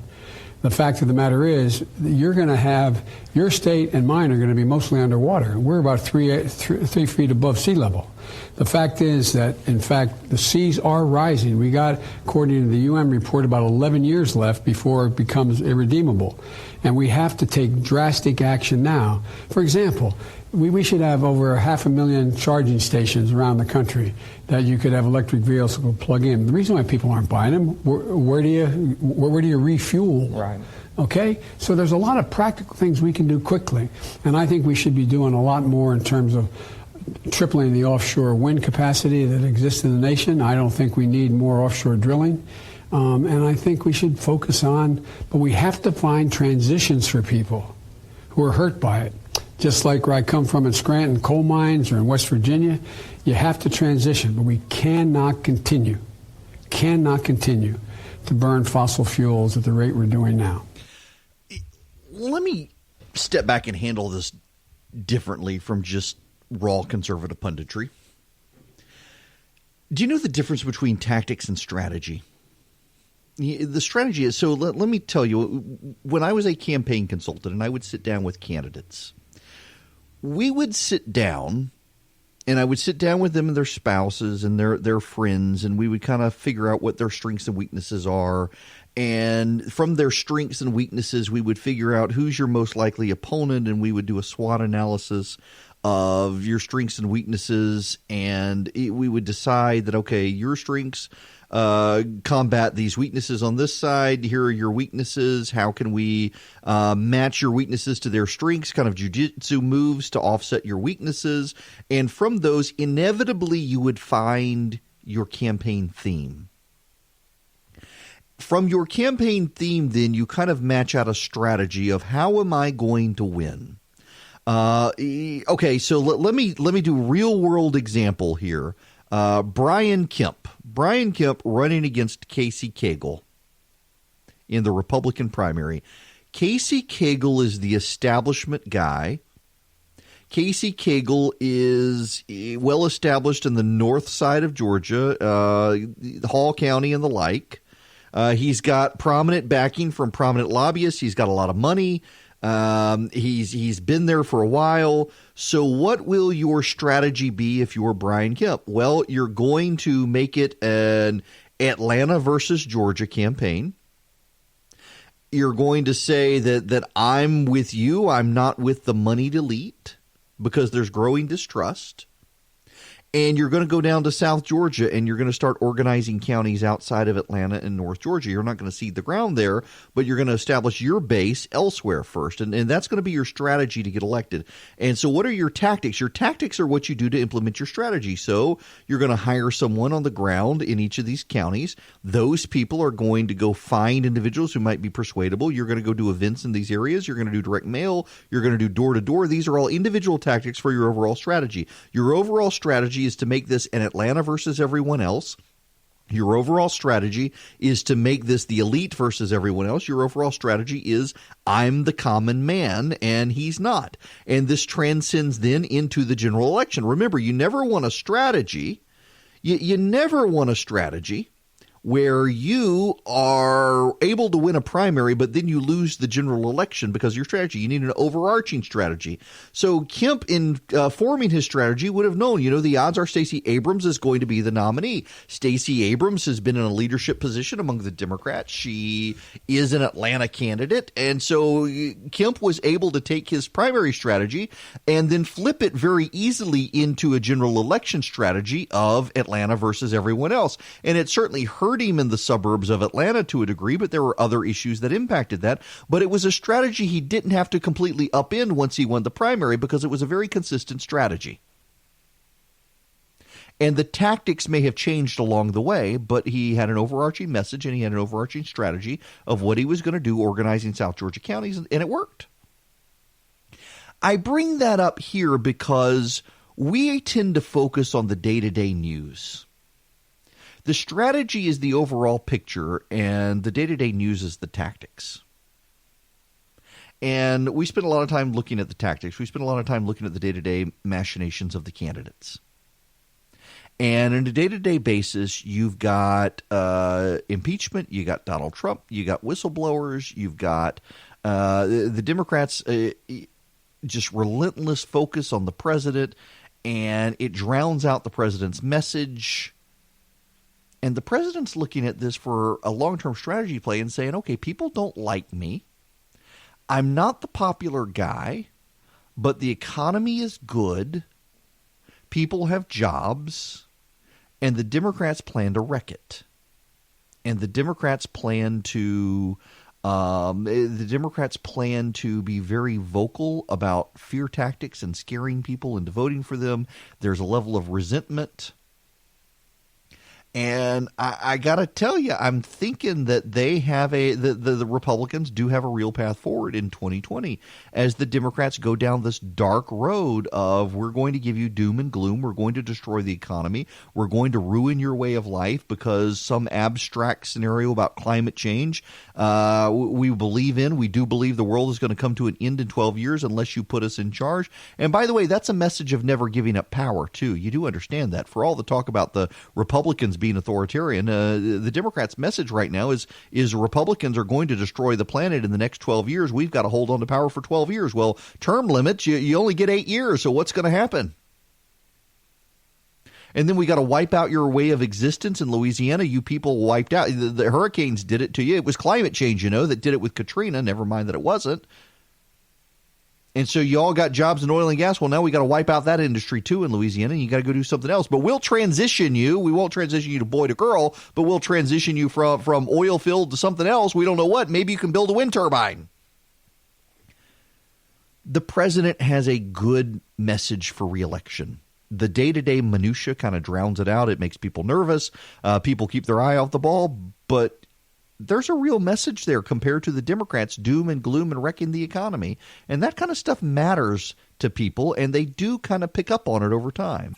Interestingly enough, there have been several reports out now that the vice president is spending more time on the campaign trail than the president. The president's been doing his big rallies, but the vice president meeting with smaller groups. One reason he'll be coming into Georgia, helping the president with his Black Voices for Trump event. But the vice president has also been out there, and he's got a good message for reelection for the president. It was freedom, not socialism, that ended slavery, won 2 world wars, and has America today standing as a beacon of hope for all the world. I believe that the moment that America becomes a socialist country is the moment that America ceases to be America. And so I believe it's incumbent on all of us, maybe especially you here in this first in the nation primary state, to say with one voice, as President Trump said in his State of the Union address, America will never be a socialist country. A lot of people are looking at Virginia and looking at Matt Bevin's race in Kentucky saying, oh, yeah, this message didn't work. The culture war issues didn't work. Well, maybe not in Virginia, which has been trending blue, in which the president doesn't expect to win in 2020. But in Kentucky, he's going to win it. That was a Matt Bevin thing. They're badly misreading the election. Here's a little more of the vice president. The truth is, when you look at all that we've done, you have to conclude that President Donald Trump delivered. I mean, think about it. We've rebuilt our military and restored the arsenal of democracy. The American economy is booming. We've cut illegal immigration at our southern border in half in just the past 4 months. And the president has appointed a record number of conservatives to our federal courts at every level. I mean, jobs are back. Confidence is back. In a word, America is back, New Hampshire, and we're just getting started. They do think they can make a play for New Hampshire in 2020. And there's also going to be an interesting Senate race up there in New Hampshire in 2020 that Republicans are optimistic for.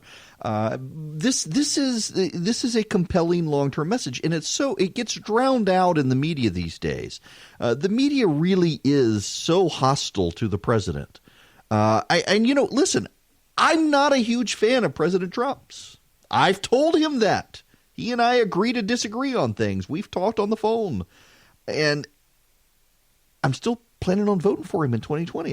So I've got a piece up at the Resurgent this morning, and largely just my head hasn't been in a good place in the last number of months. And I mentioned this, spent some time with this yesterday on anxiety, just getting out of town for a few days, clearing my head after months and months of being unable to clear my head. Suddenly clear my head and realize that. Man, I've kind of been nonstop since March. I haven't had a break, and things have just kind of built up, and it's the pressures and the demands. But one of the things I wrote in this piece this morning is that I'm not happy with the field. I think 2020 is kind of a BS election. And I use the actual word on the side. I won't use that on radio. Program directors across America, don't worry, I'm not going to say it. But it is kind of a BS election if we're honest about it. I don't really care for the president, and I certainly don't care for the other side. I mean, I'm trying to find the actual paragraph here so I can read you my own words as opposed to recreating my own words. Here it is. Here's what I know. 2020 is a BS election, and yeah, it's my side. I don't allow profanity, but there it is. We've got the choice between the internet comment section and human form versus one of several geriatrics. There's the one who writes rape fantasies. That's Bernie Sanders, by the way. If you didn't know, Bernie Sanders has, in his past, written rape fantasies. There's the one who doesn't know what state he's in, and there's the one who thinks she can pull money out of thin air and billionaires' backsides to fund a utopia no one outside Harvard wants. I don't really like any of them. But I know which one's not going to take my guns. I know which one's not going to take my money. I know which one's not going to wreck my economy or the 401k. And I know which one's not going to take my church's nonprofit status. It's a BS election. And I don't think it actually is an emotional thing. I feel like we're being held hostage in deciding who we want to pull the trigger. The president's put a heretic in charge of faith outreach. A bunch of evangelicals think they can behave like braying biblical donkeys because the president does. The Democrats have a bunch of biblical donkeys themselves who don't want anything other than destroying churches. You got the insufferable Episcopalian who only rich white people and reporters like, who keeps twisting scripture like the devil, tormenting Jesus, tempting Jesus, and we're supposed to give him a pass because he's gay and a millennial. I don't like any of these people, but I'll vote for Trump because he's not going to wreck the economy. So the U.S. has decided to raise the age limit for vaping to 21, according to the Trump administration.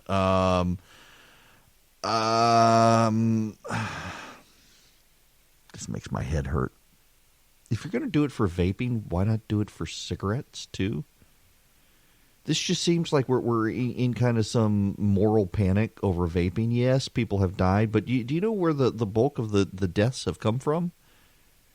People aren't buying. It's not from vape products they get in a grocery store. It's from people buying recycled cartridges on the internet that have marijuana in them. People who live in states where it's not legal and the kids want to get high and they go online and they find people who will sell them the recycled cartridges. That's what's going on here. It's kind of crazy to me, the moral panic that we're in over this. And now we're going to raise the age of vaping to 21, but we're going to actually let people stay 18 to buy cigarettes. That's just That's silly. That's ridiculous nanny statism. Okay, I want to turn to Donald Trump Jr., who was on The View. So I hesitate to play this stuff, and the reason I hesitate to play it is, you know what I really hate these days on TV, and I was on TV. I was on a panel one time on CNN where I think there were either 9 or 12 of us. I think it was a panel of 12, but it may have been. It may have only been 9, and it was just all the yeah stuff. It drives me crazy, and that's why I hesitate to play this, because there's a lot of talking over each other, and that stuff drives me crazy. But I do think it was incredible that Donald Trump Jr. He went for it on The View, and they went after him, and he held his own. You don't regret doing that? I don't regret doing it. No, I don't think I should have to forego my First Amendment rights. It's out there. I read it in an article. I've been reading it for a week. I saw it on the Drudge Report. Like, this is not some secret, but to then say, because it's Donald Trump Jr., because he's an outspoken guy, to then create why was there no outrage when Drudge Report, which is a major website, probably the largest aggregator of media news in America, he puts it out there a few days ago, and no, crickets, no problem with that. Because on, guys, probably not a lot of people knew that it was out there, but once you put it out, on Drudge, but millions of people see Drudge a day. You know, people are upset with Donald Trump Jr. for outing the name of the whistleblower. By the way, what's so interesting here is no one's denying that that's the whistleblower now. No one's denying that is the whistleblower. And Donald Trump Jr. outed the guy, and people are mad at Donald Trump Jr. for outing the guy. Again, this comes full circle to the very beginning of this program this morning. Would the media be outraged if someone outed a whistleblower against Barack Obama? I don't think they would. I think the media would set out to ruin a whistleblower who blew the whistle on a Democrat. Which is why I think it's hysterical. It's kind of outrageous to some degree, but very funny to watch the media go nuts over protecting this whistleblower. I mean, ABC News can get CBS to fire the whistleblower on the ABC stuff, but you can't actually blow the whistle on a Democrat these days. No, we couldn't do anything like that. That would be bad. It's very, very interesting to watch the hypocrisy from the press. And I think the American public intuitively understands it, that everybody's got to protect their precious. That sort of stuff matters. So Megyn Kelly is interviewing the person who did the leak. I want to play you this from her Instagram page. Megyn Kelly's got an Instagram page, at Megyn Kelly on Instagram, MEGYN, remember. Listen to this. Hey guys, it's me, Megyn Kelly, and I'm here on my set where we just shot a really interesting interview. Have you been following this story about the Amy Robach hot mic moment at ABC? She was caught talking about how she said she had the Epstein story 3 years ago and ABC wouldn't air it.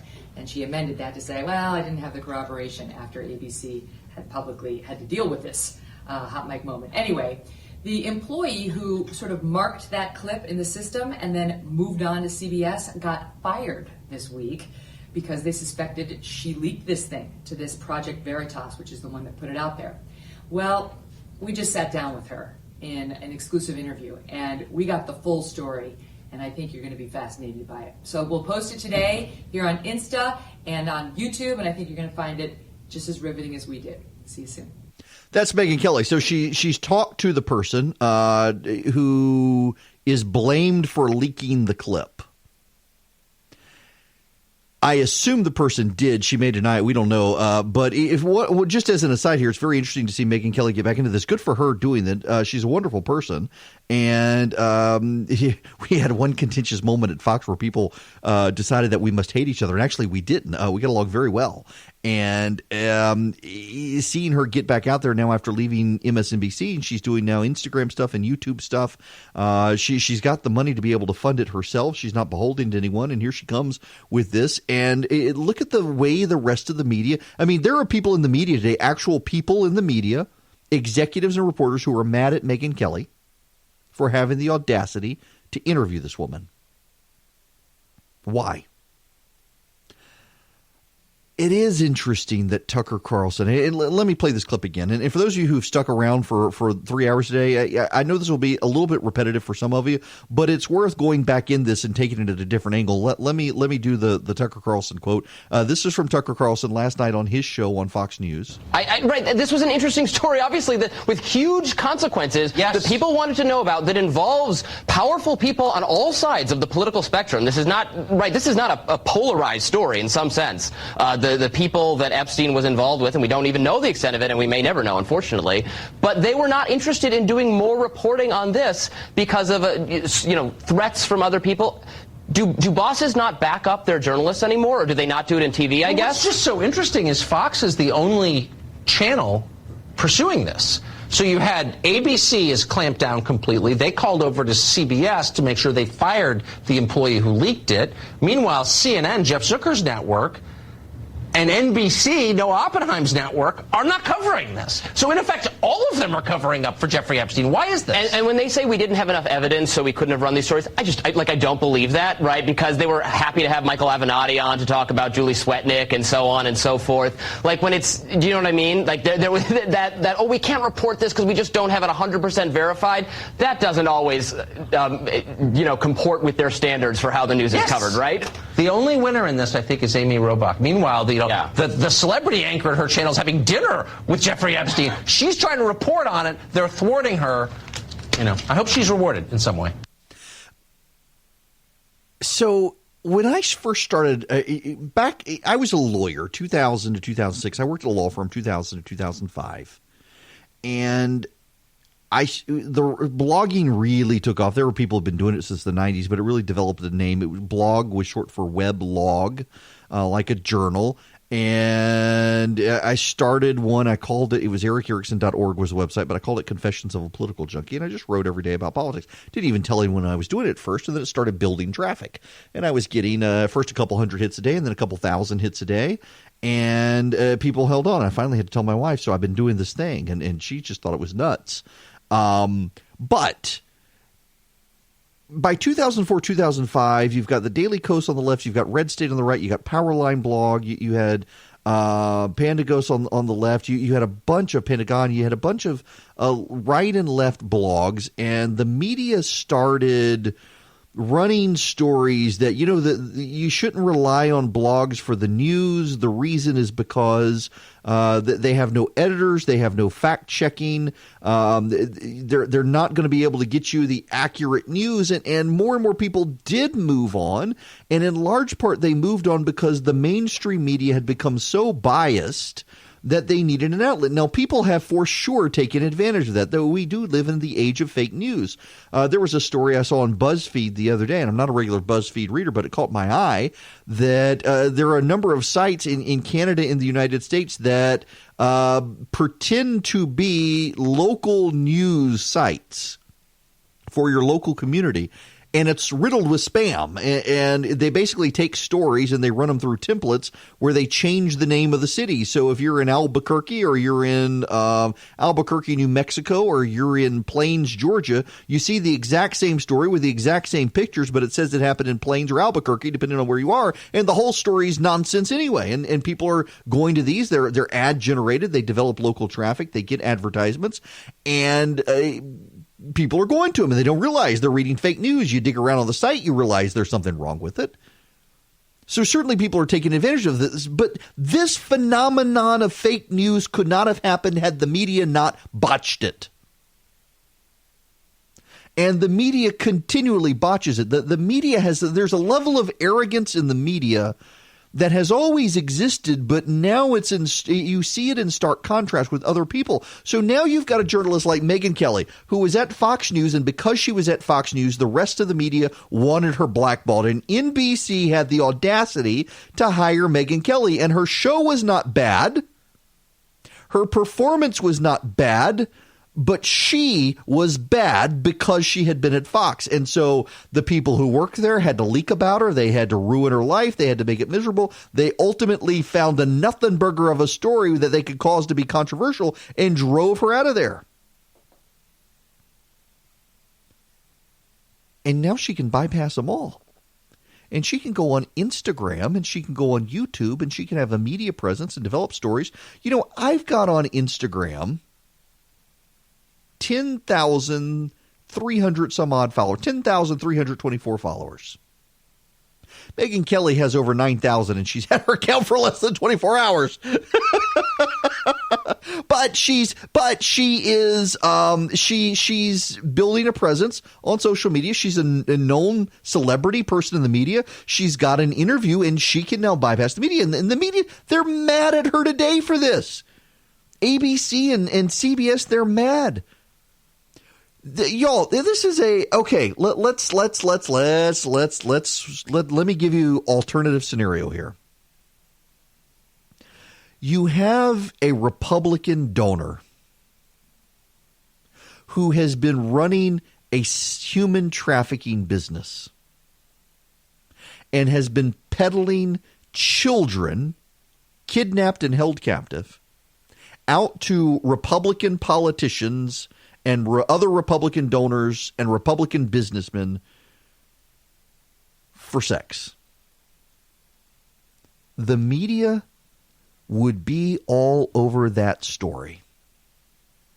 When the man gets arrested and goes to jail and dies in a prison cell, and the guards were asleep, the camera was turned off, and there are signs of strangulation, they would say, he probably killed himself, but we should delve into this deeply and see what happened. And there would be a huge expose. They would be interviewing the guards. They would be having Dateline and 60 Minutes and 2020 and CNN and all of the like would be doing interviews. But this guy, Jeffrey Epstein, he was connected to the rich and powerful and Democratic donors and a Democratic president and Hollywood celebrities. This is a story that the media should want to cover. And they don't want to cover it. They want to avoid it. They are avoiding it like the plague. And you know what happens? You know what happens when, and I don't think the media understands this. People will develop conspiracy theories. People will start to wonder. Because intuitively, we know from the biases of the press that if this were a Republican, they'd be all over it. We know intuitively from the press that they would want to destroy the Republican. They would want to find out what happened. They would want to see. They would want to know. They would probe. And instead, the employees are getting fired for having the audacity to cover this stuff up. The employees are getting fired and chased out of the media probably. And the reporters who are picking up the story are being blackballed and ignored. Why? Because Jeffrey Epstein worked with the rich and powerful. Jeffrey Epstein was a powerful guy, and he was well connected. And it's these people's friends who could be implicated. I mean, that really is what's going on here. This story is too good for the media to take a pass on. But they're protecting friends, and they want access. We heard the ABC News reporter say that Buckingham Palace was going to punish ABC News if they ran the story 3 years ago. They had it. I've had the story for 3 years. I've had this interview with Virginia Roberts. We would not put it on the air. First of all, I was told, who's Jeffrey Epstein? No one knows who that is. This is a stupid story. Then the palace found out that we had her whole allegations about Prince Andrew and threatened us a million different ways. We were so afraid we wouldn't be able to interview Kate and Will that also quashed the story. And then Alan Dershowitz was also implicated in it because of the planes. She told me everything. She had pictures. She had everything. She was in hiding for 12 years. We convinced her to come out. We convinced her to talk to us. It was unbelievable what we had. Clinton. We had everything. And ABC wouldn't run that story. They ran the Kavanaugh story, even though the Kavanaugh story was less sourced. They ran all the Kavanaugh claims. But they wouldn't run this because they're protecting people. And so nowadays, you can bypass the press. You can go out, you can get a website, and you can do this. And people are taking advantage of this. And people are putting out fake news. People are going on Facebook. They're circulating things that aren't true. But they can only do this in large part because the trust in the American media has completely broken down. People do not trust the mainstream media. People do not trust their newspaper. People do not trust the major news outlets on TV and radio. They don't trust it. And into that, a group of charlatans and con men can come and build up trust with you because they're new and alternative. They're telling you the things you want to hear. They're telling you the things you intuitively know to be true. They're giving you some real news, and then they're twisting things and they're adding stuff that isn't true. And you can't trust the media monitors. You can't trust the fact checkers. The fact checkers in the media are some of the most liberal people. Fact checkers in the media exist because we stopped believing the media and the left in the media. So all the liberals in the media who were trying to tell us what was true became fact checkers. And they still lie to us. Remember, it was the mainstream media that told us Barack Obama was telling the truth, that if you like your healthcare plan, you can keep your healthcare plan. It was 3 years later that they finally just said, oh, no, we can't keep saying that's true because Sarah Palin said something and we called her out for saying it. We called her a liar. And turns out she's true. We better correct this quick. And now you can bypass the medium. People like Megyn Kelly can get on Instagram and overnight have 10,000 followers. She's got a 1 million person following on social media. The president, he can get his message out. He doesn't need to rely on the mainstream media. And the media reaction to all of this is they want to hold on. They're bitterly clinging to their legacy as opposed to innovating. And I got to tell you, a lot of the innovation in the media these days is garbage on radio and TV. A lot of it is garbage, absolute garbage. They're desperate and they're trying to innovate. And they're doing a bad job of it because they're desperate and they're panicked and they're rushing, and you can tell. But it all has to do with their lack of credibility these days. You just don't get honest news from much of the mainstream media anymore, and they try to cover up honest news that might impact their friends or patrons. It is Eric Erickson here. Welcome back to the program. 55 after the hour. I'm not even going to give you the phone number now. We don't have time. I can't get out of here without playing you this clip from Jeffrey Toobin. I'm not a big fan of Jeffrey Toobin, but you actually do need to hear this. Democrats are saying they're not going to subpoena him because they don't want a court battle to slow down their inquiry. Does that make sense? Because Bolton seems essential. We don't know what he would say, but if there was a time when the president talked to Bolton about this, that would be directly from the president. It's a trade-off. I mean, I certainly think Bolton is the key witness here and could blow the case wide open, even to the point of getting perhaps Republicans to turn on the president. But the calendar is what Nancy Pelosi wants. I mean, she has committed to get this not just through the Intelligence Committee, not just through the Judiciary Committee, but through the House of Representatives. Impeachment done by the end of the year. Even if that slips to January, let's say, there is absolutely no way a district court plus the Circuit Court of Appeals, and to say nothing of the Supreme Court, could get a resolution with Bolton done by that point. So they're just going to give up on him. Yeah, listen, Bolton is going to be very big. But will he actually testify? So much of the media is saying that he's going to testify. What he's actually saying is that if the court lets him testify, he'll testify. But he's not sure that he's got clearance to testify. He doesn't care what the White House says at this point. But this feels like a trap for the Democrats. Am I the only one who thinks this, that it kind of feels like a trap? That the Democrats are waiting for John Bolton to show up and give them their silver bullet, and what he's going to do is pretty much Bob Mueller and tell them that there's no there, and then they're going to hate him again. Right now they're trying, oh, John Bolton, he's the grown up in the room. We love John Bolton. I don't think it's going to get him very far. The other interesting thing is how the media is suddenly building Jeff Sessions up again. Sessions deciding he's going to run. The president doesn't want him to. He was on Fox. Do you regret that you left in the first place? Well, I had a great tenure at the Department of Justice in so many different ways, and I don't ever worry about regretting things like that. We were able to serve, be able to push the Trump agenda and do it in an honorable way, and it was actually a great experience. I spent 15 years in the department. Yep. So I don't regret that, and it was an honor to serve, and I am, it's not my seat in the Senate, but I believe I have something to give I have some convictions that I think need to be pushed. We need to get some Republicans moving. They haven't been pushing hard enough to advance the Trump agenda. And so that's what I look forward to doing. And if Man, the media wants this to be a Sessions versus Trump thing, and it's not going to happen. And now they're attacking him for it because he's not giving them the fight they wanted.